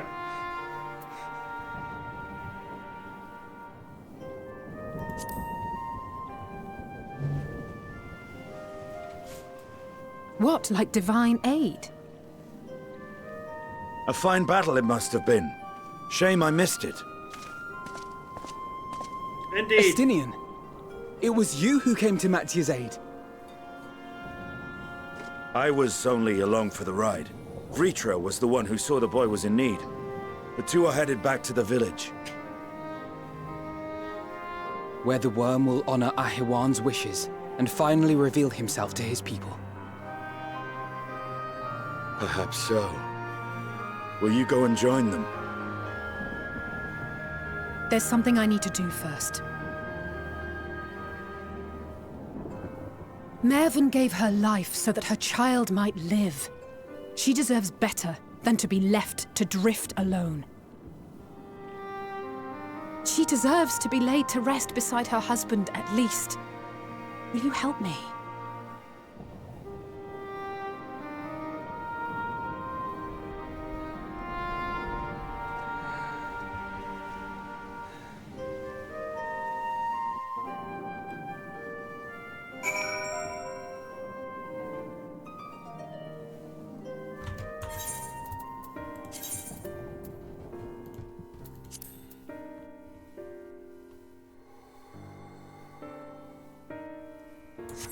Completely damageless.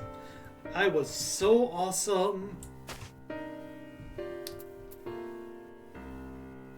Not gonna lie, that is one of my favorite Estinian cutscenes in the entire game.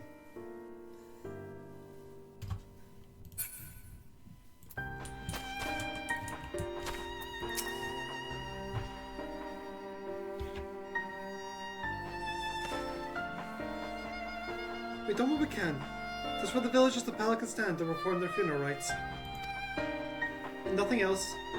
Rivena Kirasaf died as they lived, as themselves, and not as beasts. Their souls will find peace in the ethereal sea. To think that they would come when even that smallest of solaces would be discomforting.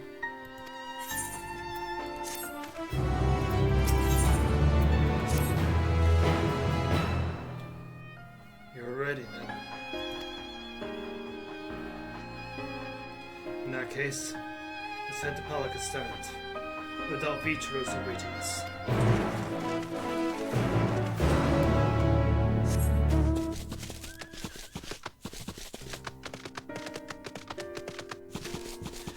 They did just enough to make you, to remind you he's up there, but also get it just the right way that you semi-forget, so the moment hits just right.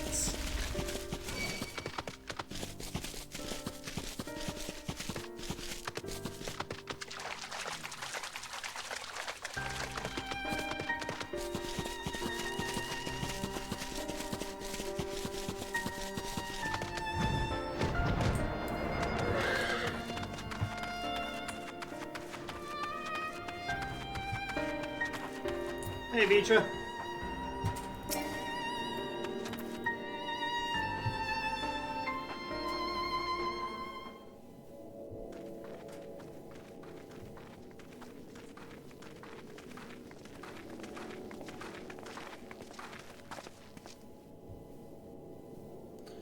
Rest easy, for all is well here.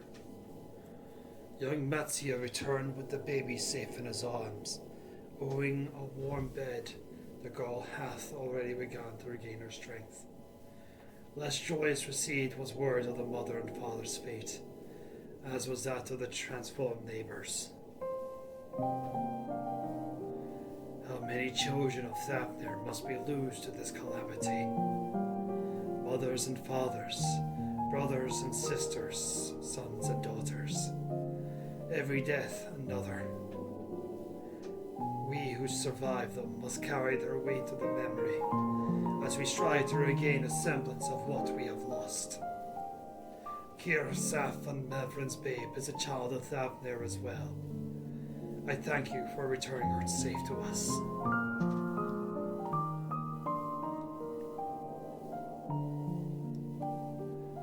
Almighty, great and merciful one, I have not the words to express my gratitude.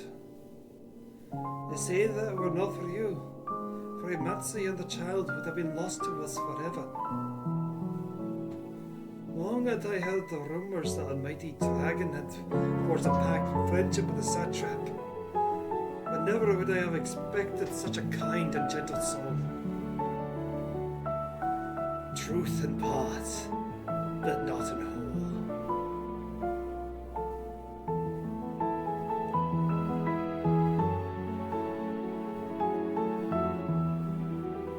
I am Vitra, and for years uncounted hath this isle served as my home. An isle I have ruled over as satrap, with Arwen as my loyal servant. Am I to be believed? You were the true satrap all along?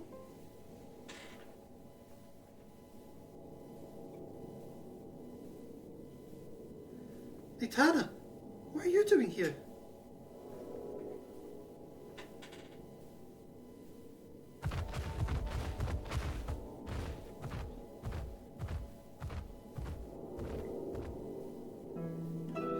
I heard from the Radiant Host that you had gone to help the people's Palakastans in their time of need. And so I and several of my colleagues from the Great Work came to offer our services. The alchemists have already brewed up some potions for Mevrin's daughter. But enough about us. You and your role are far greater enigma. If you were the true satrap all along, could it be that the young Varsan was created to serve as your emissary? Thou still suspect the boy was but a simulacrum?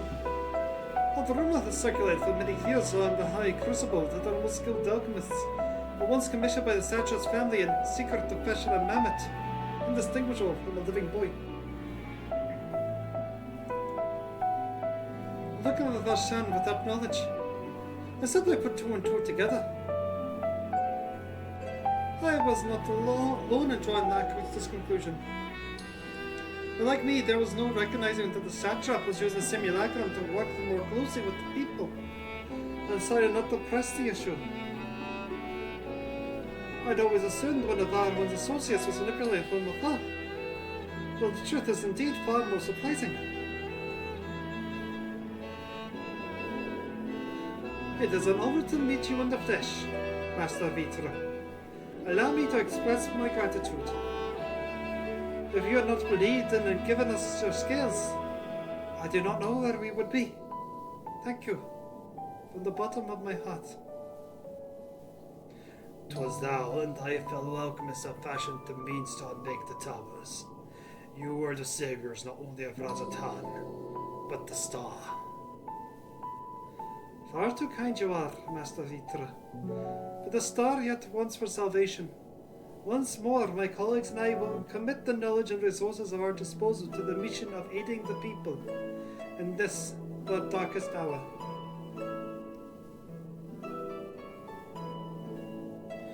would seem this place is in good hands. I will return to see how the Razatan fares. What will you do, Silence? I worry for the survivors we met at the Purisa, so we pay them a visit before making our way back. In that case, might do you ask a favour? Nothing too burdensome, I promise. This way.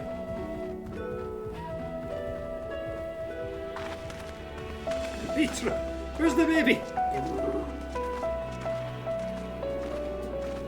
I do not know what you expected. I am a dragon.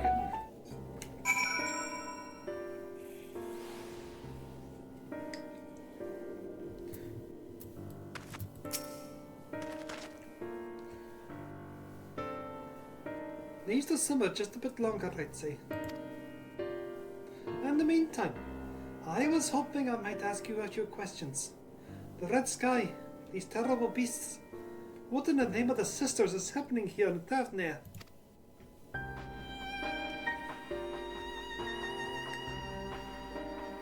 Oh my. That's a rather lot to take in.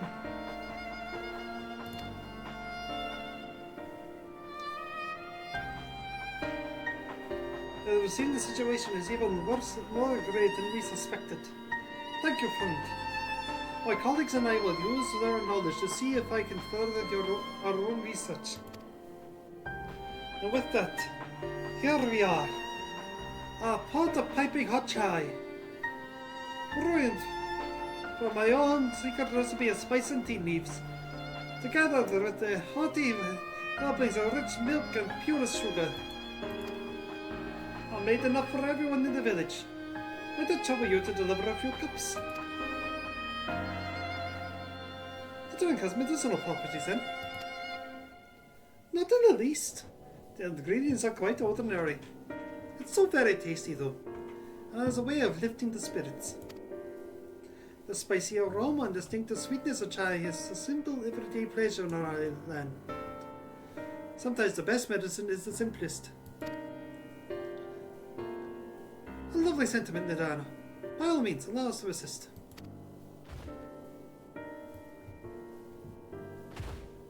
Okay, Vitra has left, so we are not delivering a giant cup of tea to a dragon.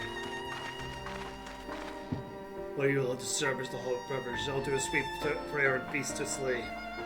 A far less arduous task, no doubt. When you finish, look for me at what wakeful time.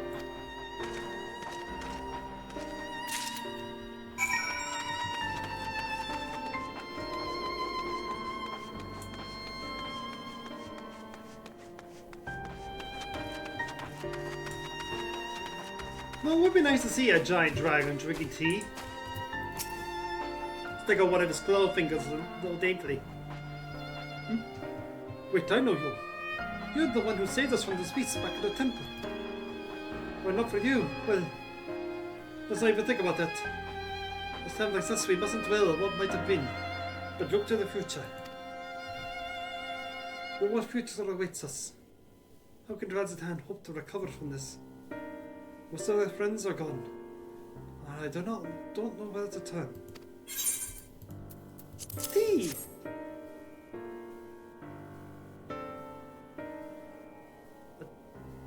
A toy chai. Well, if you insist. That aroma has a way of cleaning the mind. Come to think of it, we've faced our fair share of trials in the past as well. And no matter how hard the times, we've always come together as a people united. One day at a time, one step at a time. Well, that's all any of us can do. Yes, back to work. Once I finish this cup. Thank you. Honestly, CJ, either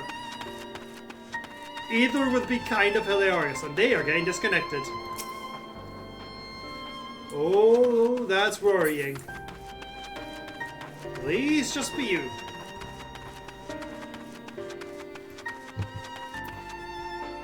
Like a dragon-sized teacup would be appropriate because you still have the little claw kick now. But a teeny tiny one would be probably funnier because then the scale difference. Look at them all lazing about. knowing full well the beast might strike again at any moment. Do they not realize their lives are in danger? Well, I for one intend to survive. I am too young to die. Yes, I'll leave this island before if I must. But before I go, where would I go? Is anywhere safe these days?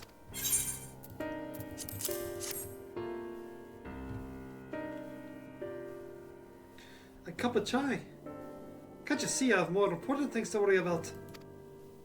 No, you're right.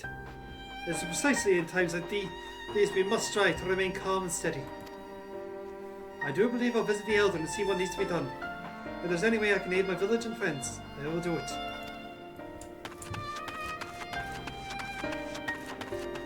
Yeah, that'll be like big bonfire. Well, maybe not a bonfire, Mel. That would just incinerate the tea. You need like the perfect balance of heat.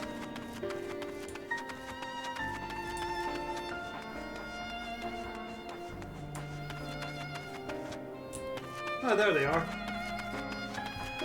Ah, I see you up there.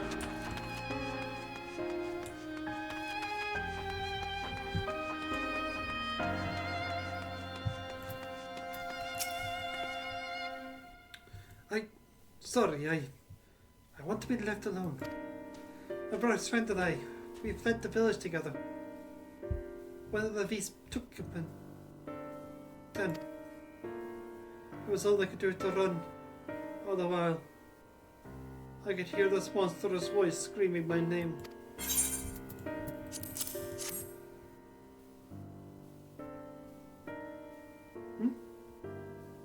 This is for me? Ah. We used to drink chai together often. Share stories over steaming cups after a hot day's work. Thank you, friend. The pain may never pass, but I must press on all the same. For his memory and for who we must remember.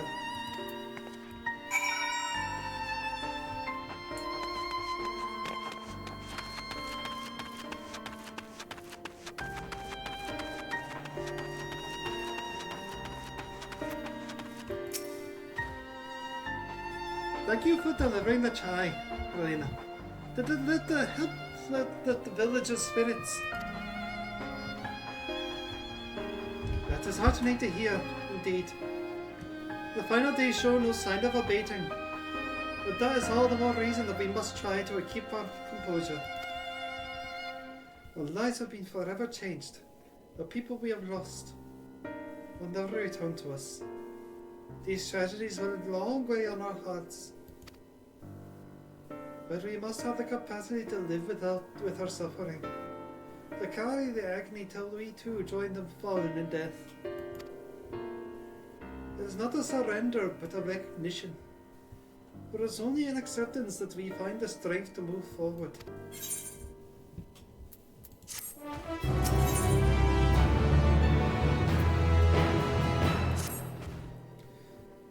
As you have finished your deliveries, might I talk with you for a moment? I was curious, what has become of Maven and Kerasaf's remains? Oh, thank you, friend. Surely they will be able to rest peacefully by each other's side. Aye, the people of Palakistan will perform the rites as soon as we are able. As for the child, it will not be easy for her growing up without her parents. But I promise to do what I can. When she is able to eat solid food, the fish I catch will help nourish her. There you go, CJ. She will indeed be raised as a heifer lump. Well, we delivered the chai. I do believe everyone has a paper hot cup. I can almost believe there's a magic at work. How their tensions faded with every sip. Let's pray the Palakistan has seen the last of these transformations. At least for now. They are still at risk, Hal, as every village in Daphne like as not. Still, I trust we can leave this place in the care of our friends from the Radiant and the High Crucible. Shall we return to Resident Han? by all means, do not let us keep you further. There are still many who are need of your wisdom and strength. Deliver them from this terrible calamity. And I will do what I can as well. I will bring rations and supplies from Akia. We have plenty to spare. Then let's find a steady and be on our way. Where do they wander off again?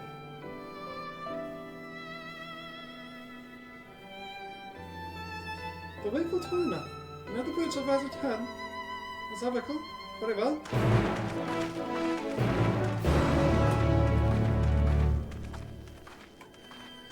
We are about where I thought the halfway part 2 bit would be starting.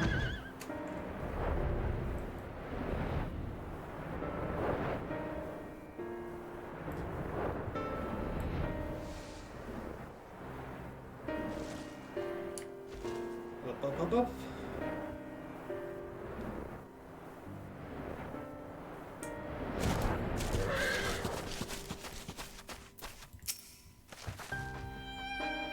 Alphino told me everything. Glad am I to hear that people are safe. Likewise, shall be pleased to know there are no evidence of lingering beasts in the jungle and town ruins. To seem you finished off the last of them. Trying times yet lie ahead with the people of Thatmare. Fortunately, they have a wise and benevolent Satrap to shepherd them through. Speaking of which, I received word from Thancred not a short while ago. He awaits a return to the city of Alzid Path. Come.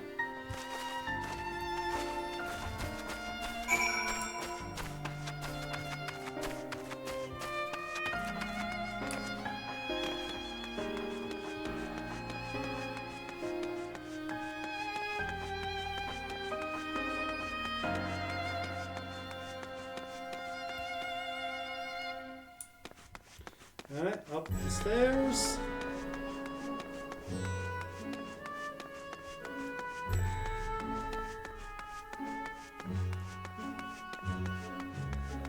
Behold, Barrett's nightmare, made manifest.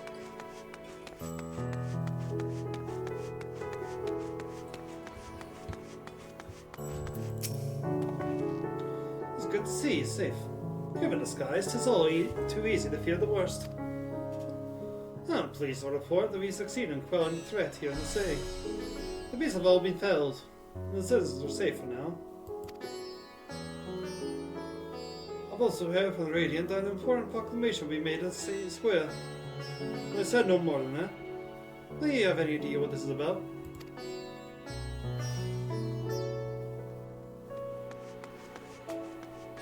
So, Vitra's finally coming out behind the curtain. I suppose we too should hear what he has to say. Don't look to it then. But before that, it would appear that the word of the assembly has not yet reached all the citizens. If anyone along the way seems unaware, it's best enlighten them.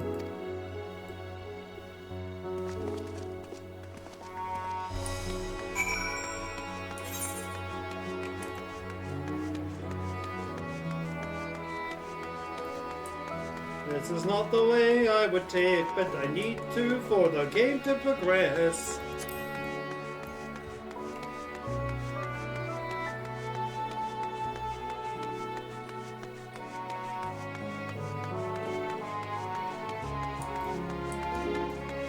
Around this corridor.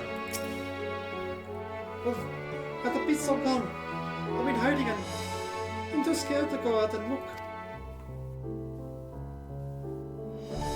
Oh, that's a relief. I thought all this beast was going to eat me.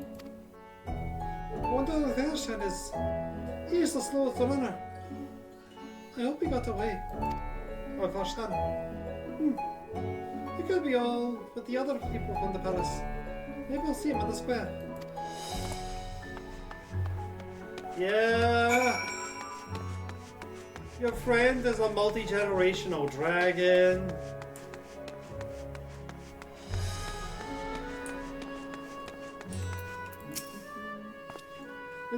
Leave me be, please. I swear to you. My flesh tastes absolutely terrible. Oh gods, what are you doing? Scaring me like that. If we're not quiet, those beasts will find us. The square, you say? Well, that's where the satrap was killed. With my very eyes I saw him crushed in the creature's maw. So many lives lost. Such terrible carnage. You say there is someone else who would lead the way around the town, and as said, whoever they are, as they say, anything to solve the murder of beloved satrap, I'll make them regret it. Good luck with that!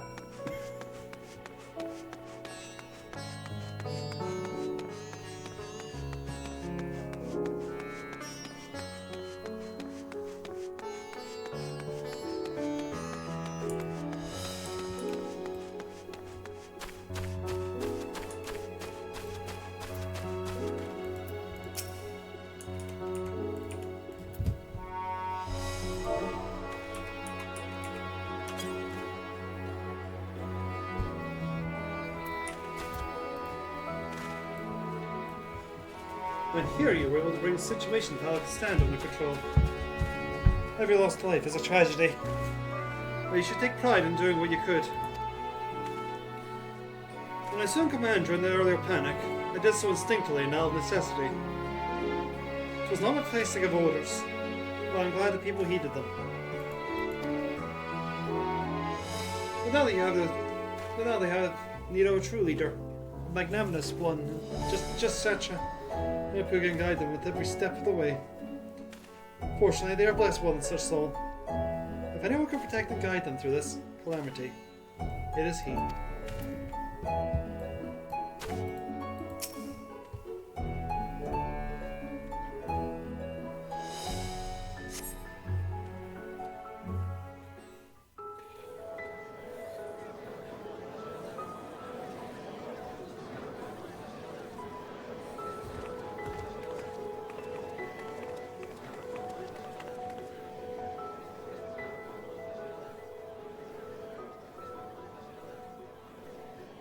Look! Someone's coming!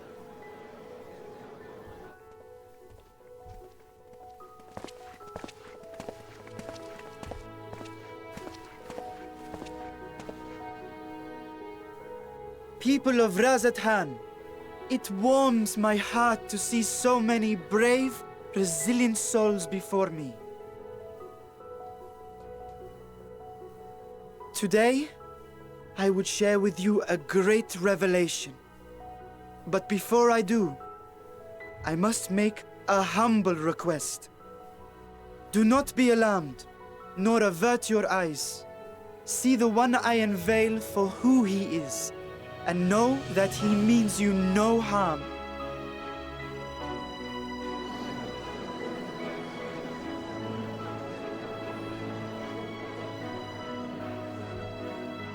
Very well. I dare say it can't be worse than the horrors we've already seen. Many thanks.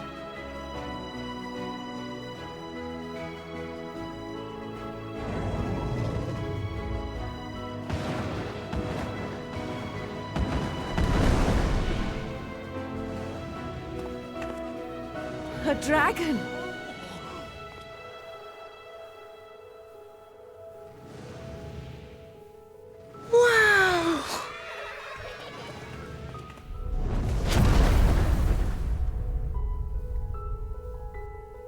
People of Razathan, I am Vritra, and for years uncounted hath this isle served as mine abode.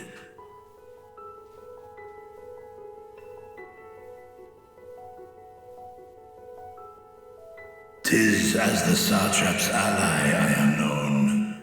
Today, I would reveal the truth unto you.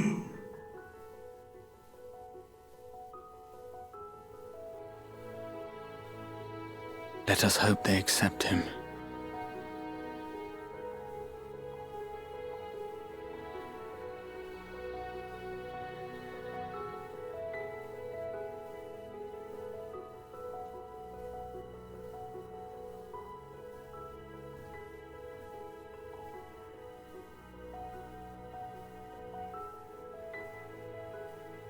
If I am hearing this right, You were the satrap all along?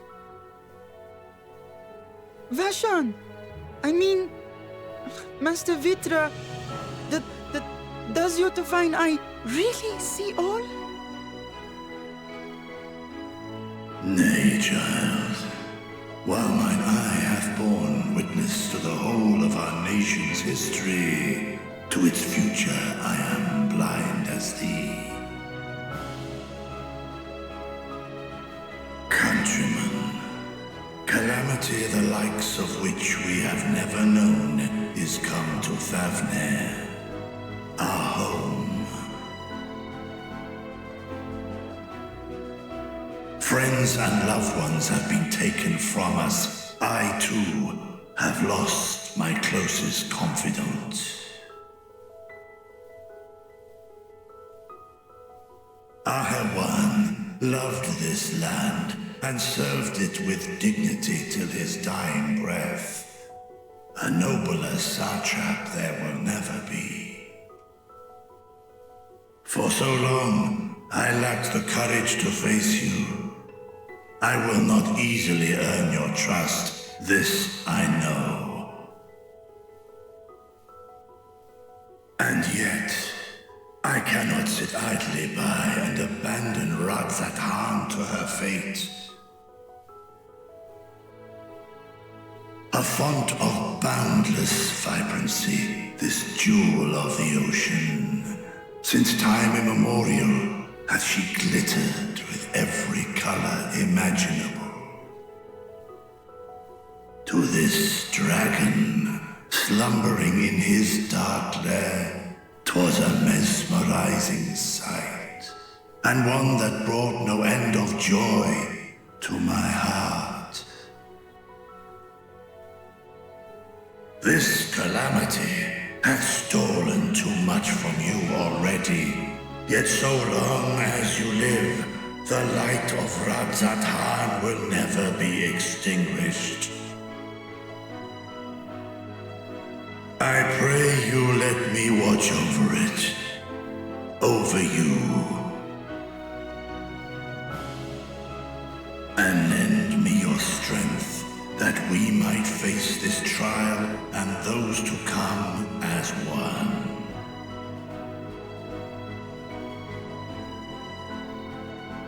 I do not know you, dragon, but I thank you for speaking the truth to us.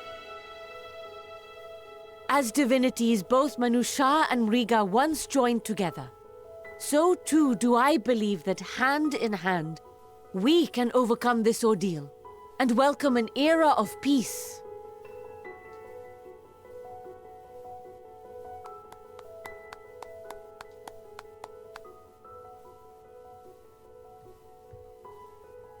A sight that would have surely brought a smile to Izael's face.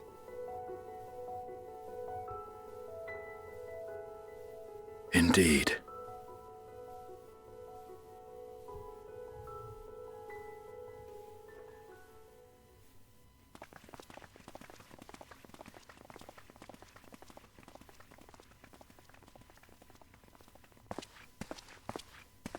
Excuse me, but I must speak with the satrap at once.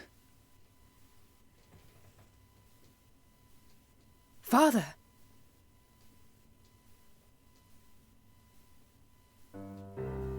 You have suffered dearly of late, yet you must endeavor to look beyond these losses to the future you yet have. On behalf of the Forum of Sharlayan, I come with a proposal by which you, the people of Radzat might be saved. I say again, I must speak with your satrap. I beseech you, take me to him with all possible haste. It's right there, dude. I am satrap here. Speak thy proposal. All present shall hear and judge.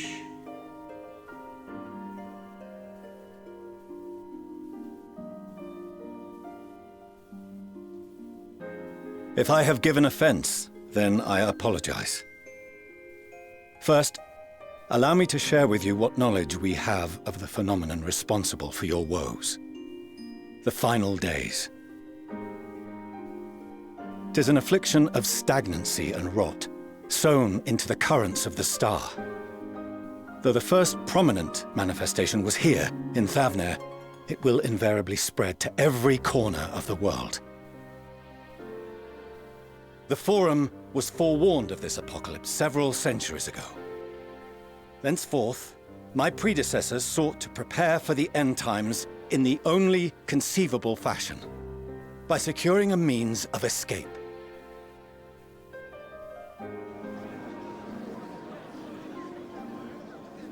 Escape the star? What madness is this? 'Tis by no means madness. With the coming of the 7th umbral calamity, the true nature of the Red Moon, Dalamud, was revealed. That it was an artificial construct of ancient Alag.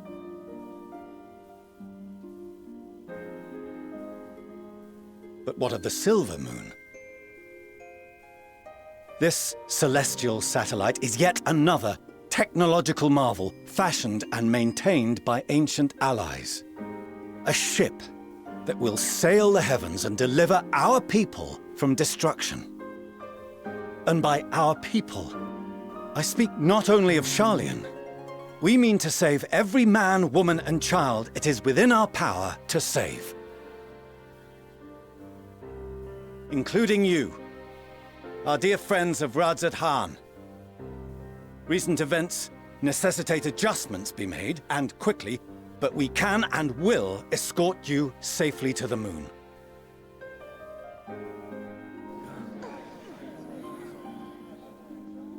Long has thy Forum been allies to Thavner. I trust thou dost not extend this offer lightly. Yet I wonder, is this truly the way? Is there a future to be built for us beyond this star our father deemed the last bastion of hope? It is for that very reason I come before you and your people. To answer any and all of your questions. To offer my assurances and allay your fears. Though, if you wish the best for your people, I advise you to render your decision swiftly.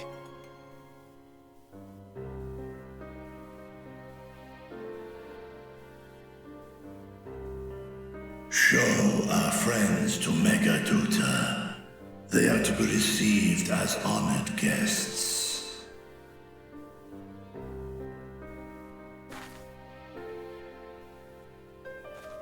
Worry not. Whatever decision is reached, your paths shall be yours to decide. Until then, heed the warning of these brave heroes. Guard your hearts against fear and despair, for it is within such fertile soil that the seeds of blasphemy find purchase. Remain calm and attend to your daily tasks. I shall return anon.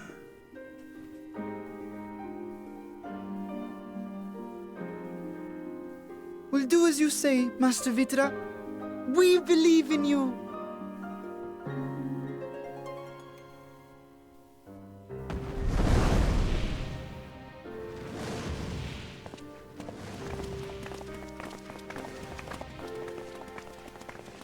God, I hate the Forum hat.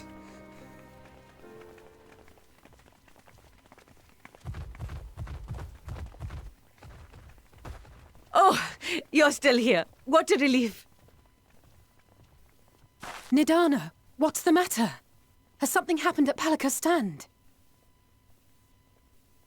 Oh, no, not that I know of. I just hope to hear your thoughts on a theory of mine. All who undergo the transformation are drained of their ether, yes? What is it then that gives these beasts the strength to carry on as they do? Logically, they must be drawing upon an alternate form of vital energy. That put me in mind of our earlier conversation, when I tried to explain the essence which many confuse with ether. Akasha. Yes, I remember.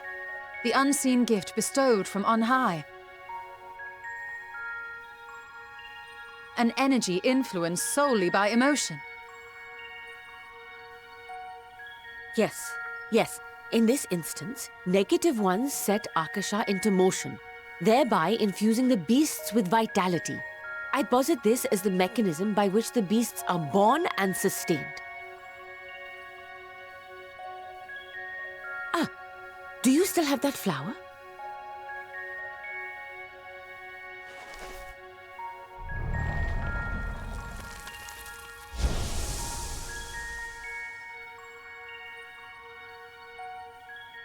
If we accept that it once shone bright by drawing upon Akasha, influenced by the thoughts of those nearby, then fear, terror, despair, negative emotions so powerful as to suffocate it, permeated the air in this place.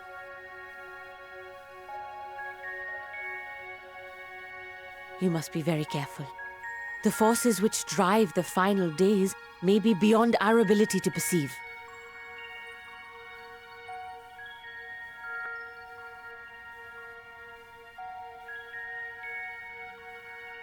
Sorry, I didn't mean to scare you like that. At any rate, I will continue my research into Akasha. Do temper your expectations, however.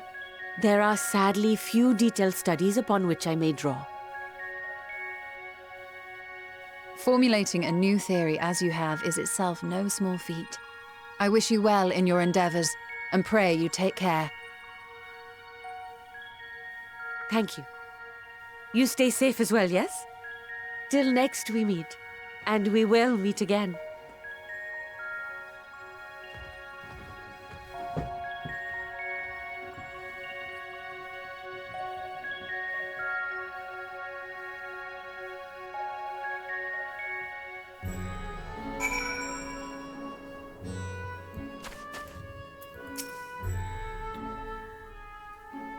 As far as we come, and after all the horrors we have seen, there's still so much we do not know about the final days.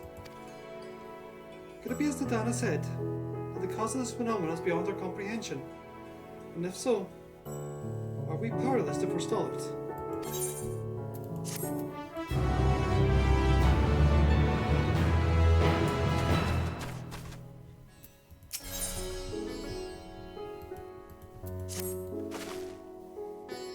Greetings, honored scions of the Seventh Dawn. I have a message from His Excellency, the Satrap. Brave scions, you have my gratitude for aiding my people at this most trying of times. Alas, matters here at the Megaduta prevent me from meeting you all in person. As a token of mine appreciation, I have arranged for a feast to be held in your honor. May it nourish you in preparation for your trials ahead. Such are the words of the Master Vitra. The feast he speaks of awaits you at the Marait Mahain. Pray make your way there whenever your business here is done. We thank you for your kindness. Indeed, I was hoping we might find a place to discuss our next course of action, and that seems an ideal venue. And to you, Rowena Westknight, there is something we have hoped to introduce you to in particular. I am loath to detain you further. Will you spare a moment of your time? A personal invitation? I feel well your services are in the highest demand right now. This must be important.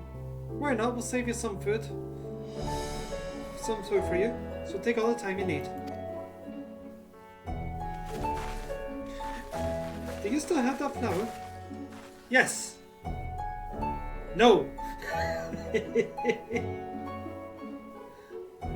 you, friend. Whenever you're ready, please join me at the Aetheryte Plaza. I shall go on ahead.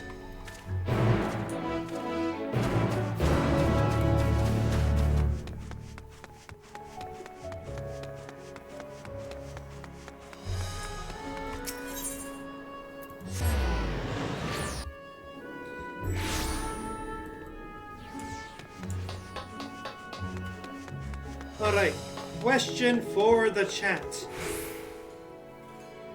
We're coming very close to unlocking the unlocking the next area. Do you want to save that for the next stream and try and get it all in one nice chunk? Do you want me to try and do it all tonight? Bear in mind it is 20 quests. Or would you like to do half tonight and then finish it off next week? Just asking now, unless I do this bit. All in one stream.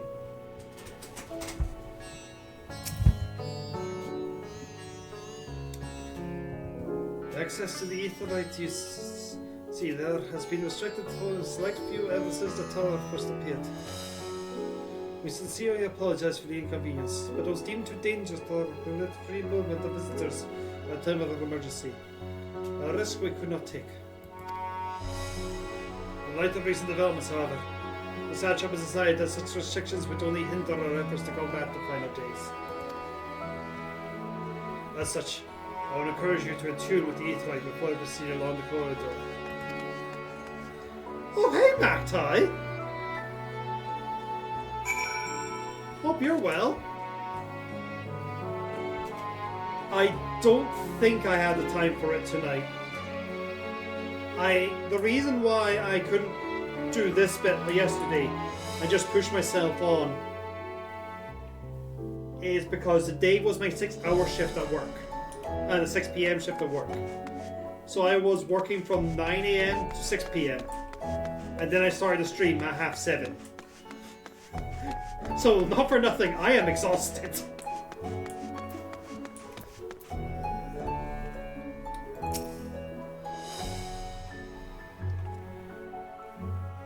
You must be wondering what this place is. You stand in the hall of the Radiant Host, from where our leadership oversees all of Razatan's military operations. Sundrop, our destination lies just ahead.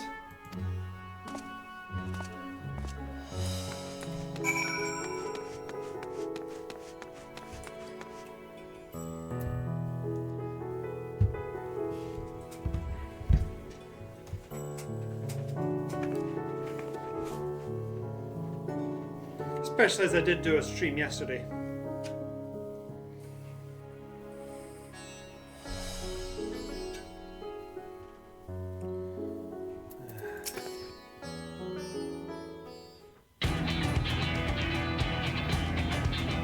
Welcome to Sundrop.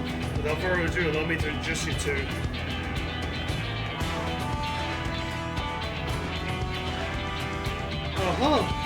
so you're the famous Relina Westmark, eh? And you're the movie set to the dwarf. You worked at the one who worked in hell. Shibrat, please. You're speaking to the satrap's honored guest and a savior of our people. We must show more respect. What disrespect is that we're paying a fellow warrior a compliment? What offense here? Oh, we will be soon enough. Oh, farmer then. But another countryman. It's a pleasure to have you with us.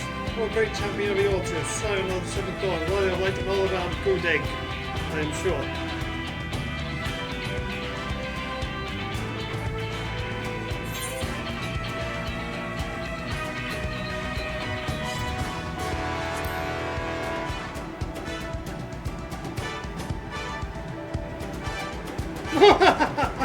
I'll ruminate on my own heart. I like it. Don't you worry, I'll keep it short. This is the thing or two we'd like you to remember. First of all, about the room you're standing in now. As a town welcomes delegates from all of that lands who oversee trade and diplomatic dealings. But the military matters to discuss, which is why all these officers stationed here in Sundrop.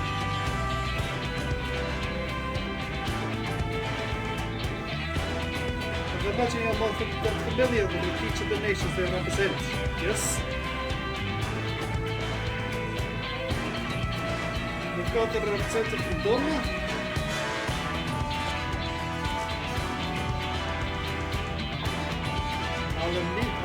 And Alamigo.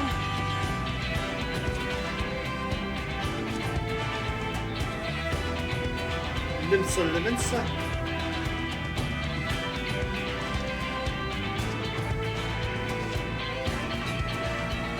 Danya.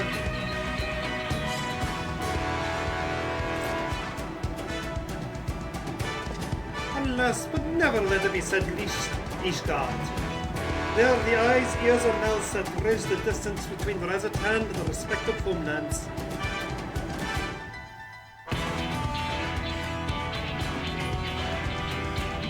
We use this brief to spike the share of details of our plight with the overseas counterparts. I want you to note, all their leaders requested a few words with you specifically. That would have been high demand, eh?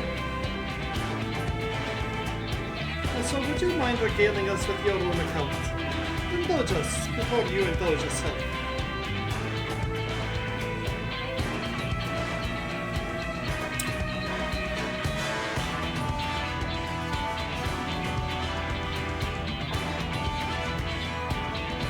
Thank you for the report. The conditions under which some men are turned to pieces of the third denomination observed, given much to consider. It is considering that the first transformation apparently occurred before the skies turned red. It is contrary to what one would expect.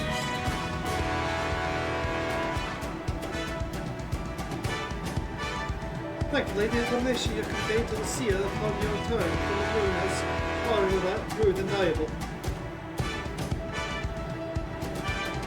As soon as reports of the calamity beyond Daphne reached the Grand Company of Eorzea, our Far Eastern allies, leaders knew once the fire days were indeed upon us. Then they began the steps to access their extent and on spread. Our agents were able to confirm that for the time being, the skies burn only over the belt, including this convoy and compass. For us, was a little comfort. Fine. All throughout our advance, there have been reports of people transforming into hideous beasts.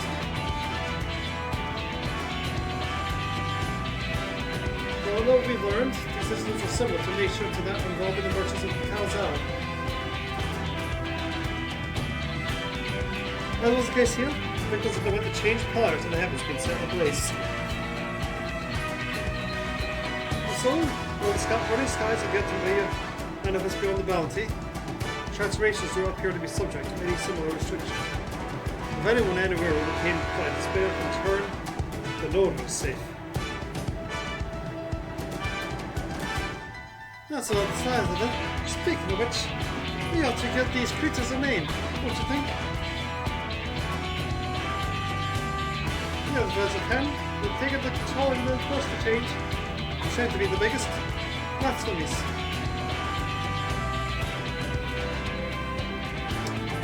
Name is Eddie. To ensure clarity in future communication, we urge our comrades to adopt this terminology.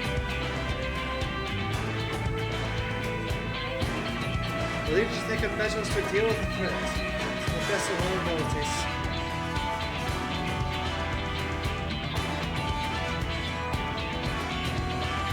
Aye, each nation has assembled their own groups to unleash those who put down the so-called blasphemies and their spawn as soon as they appear.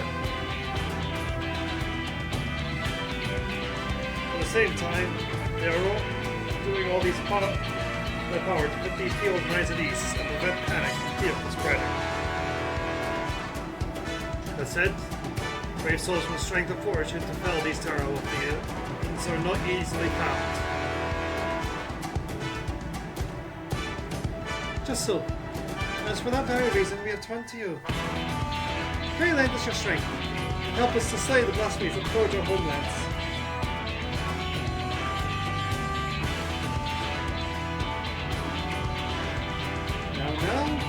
To give your reply before dinner. I should also mention that each blasphemy seems to possess wildly different characteristics.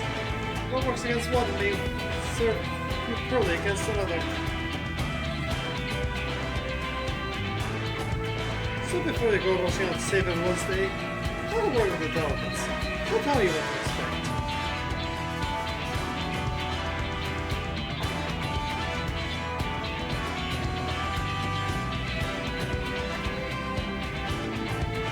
That, do believe our friend here has a feast to attend. Spare a thought for us while you're tucking into the fine cuisine, eh?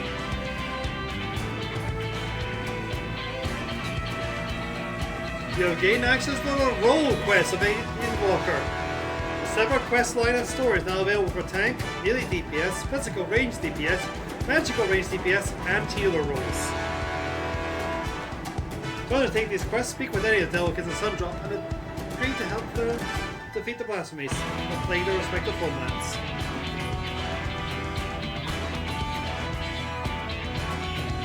That's right, here there be.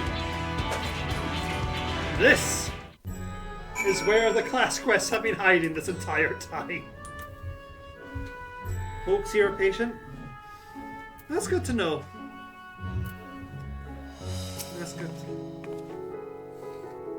Pray forgive Shabretta her rudeness. She can be a bit boisterous at times, but it is simply her nature. Anyway, my apologies for keeping you from hard and rest. You will be joining your companions, yes? Do you know the way to the Mehen?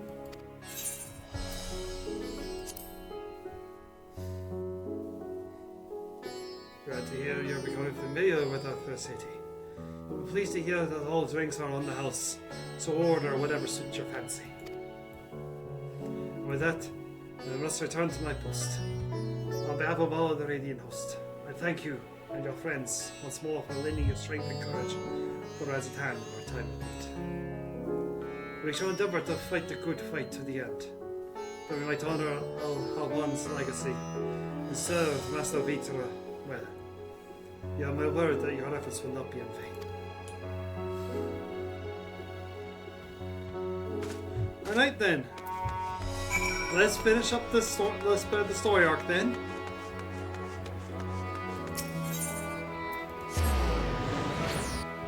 And then find the right target. I'm pretty sure people are going to like where we're going.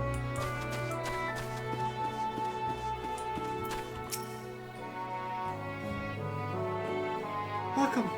The such a success has entertained the whole party of honored guests. I wonder who it might be. This is a lovely surprise, to say the least.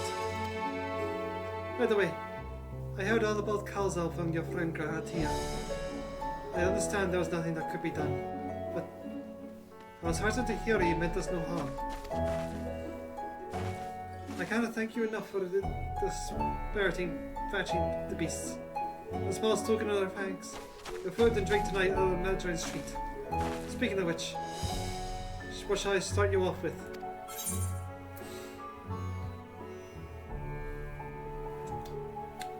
Let's see, are we getting tea, booze, or water?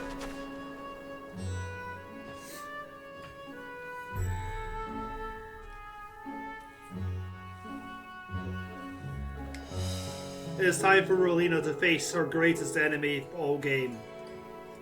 The cup.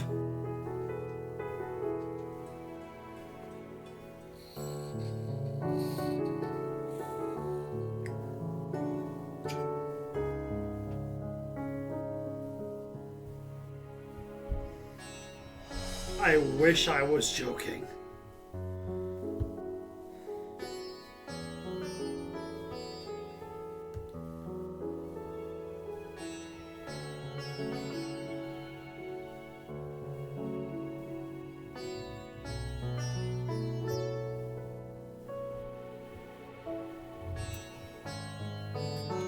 You know what, Rolina? You've earned a drink. As you wish. Go join your friends, and they will bring you your drink.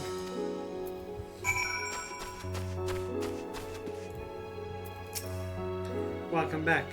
What are the Radiant want with you, pray tell? Our allies have sent military delegates, that seems to me, when sharing the details.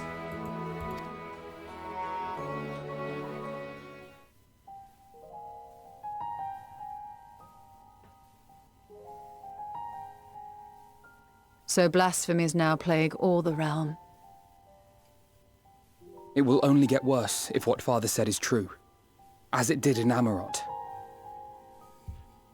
If that's our model, then shouldn't we expect the effects to grow more severe as it feeds off its own spread? As if people transforming into those monstrosities wasn't bad enough.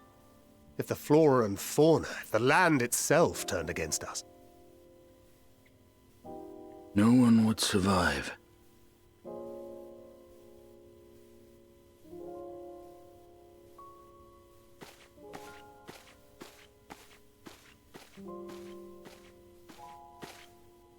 Here's your order, friend.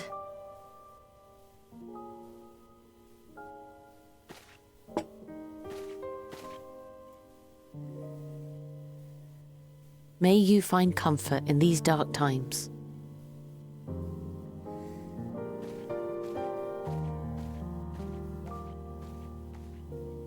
Where do we go from here?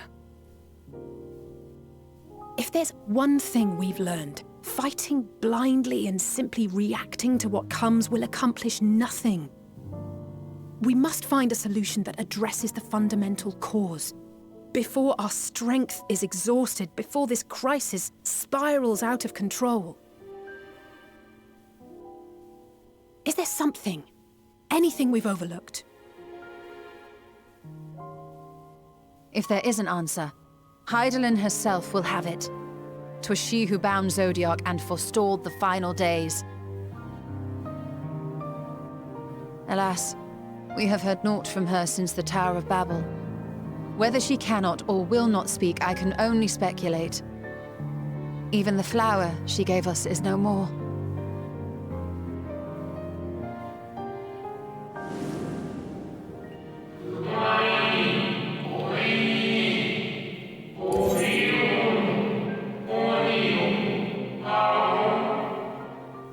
In our time, we called it Elpis.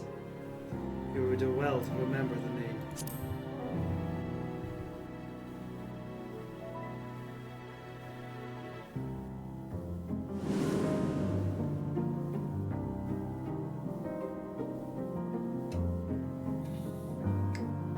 So advised the Watcher. But what could be the significance of that name? It is entirely unfamiliar to me. To me as well. It meant something to the ancients, though. In our time. Most surely. Yet I do not recall a single mention of it in the records of Anida. Another dead end. And quite literally. It's not as if there are any ancients living we could go and ask.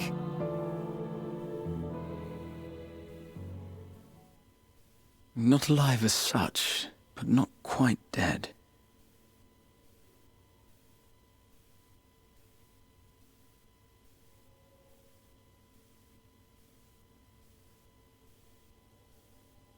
Elidibus.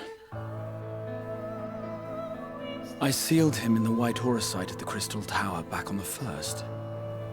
Contained within that reservoir of ether that maintains it, ether that is returned little by little to the sea, naught may remain of his soul. However, if part of it lingers, we might be able to speak with him there. I know we can no longer make that journey, but you, my friend, still can.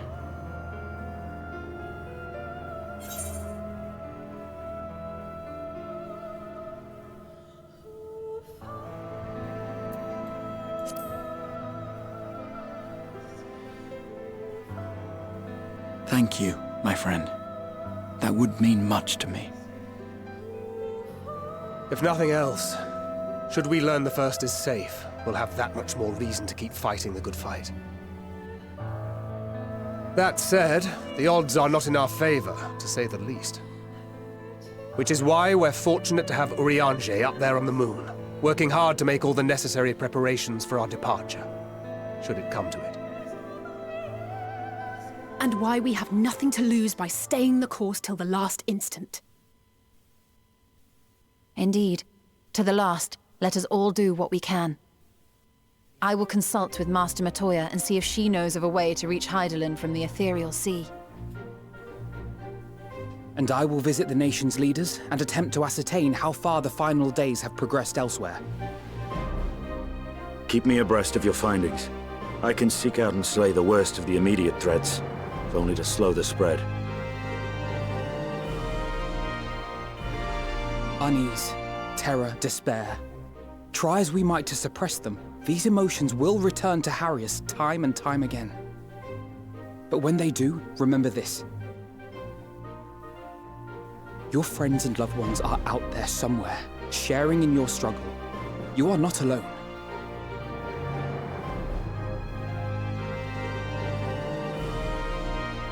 So ends the brief respite before the next revelation. Yes, so much left for you to see. Where beginning ends, and end begins.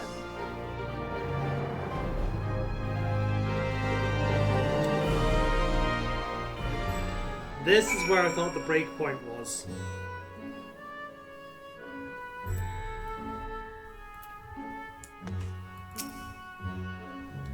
Now then, is there anything we've forgotten to mention? Are your arms around in good order?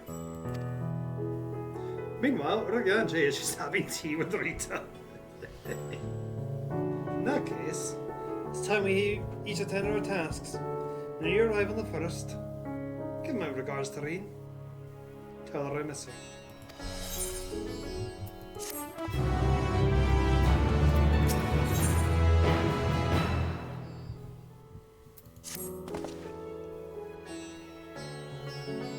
Take this, Melina.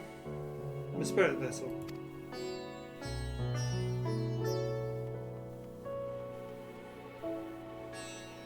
Empty now, of course, but it should allow you to operate the tower's systems and the umbilicus.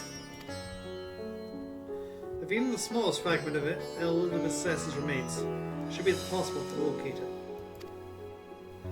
As for access to the umbilicus, pray seek out Lena for my assistance. Chances are she will stand watch at the Assessor Gate. Should she or anyone else ask of to me, tell them I'm living my life to the fullest. I am happy, hardships and all. Well, we best be on our respective ways. God's willing, we'll see each other again ere long.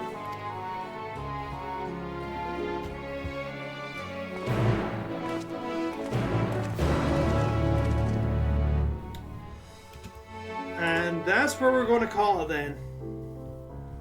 As you guys elected to do all of the next area next week. So, Monday, please join me as we return to the first to seek out an old ally, an old enemy, who may be our only hope in figuring out what to do. Hey, I'm glad you enjoyed it, Darth.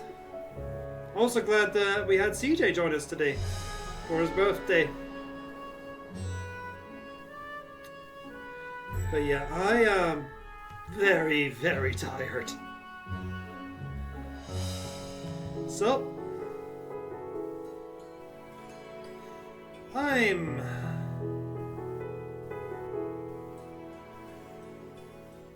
gonna send you over to Tom. He's currently reacting to the bumpers from Throne Controllers Coliseum. That should be a fun time. But yeah, I am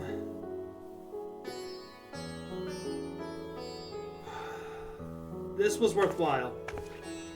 I'm glad I did this.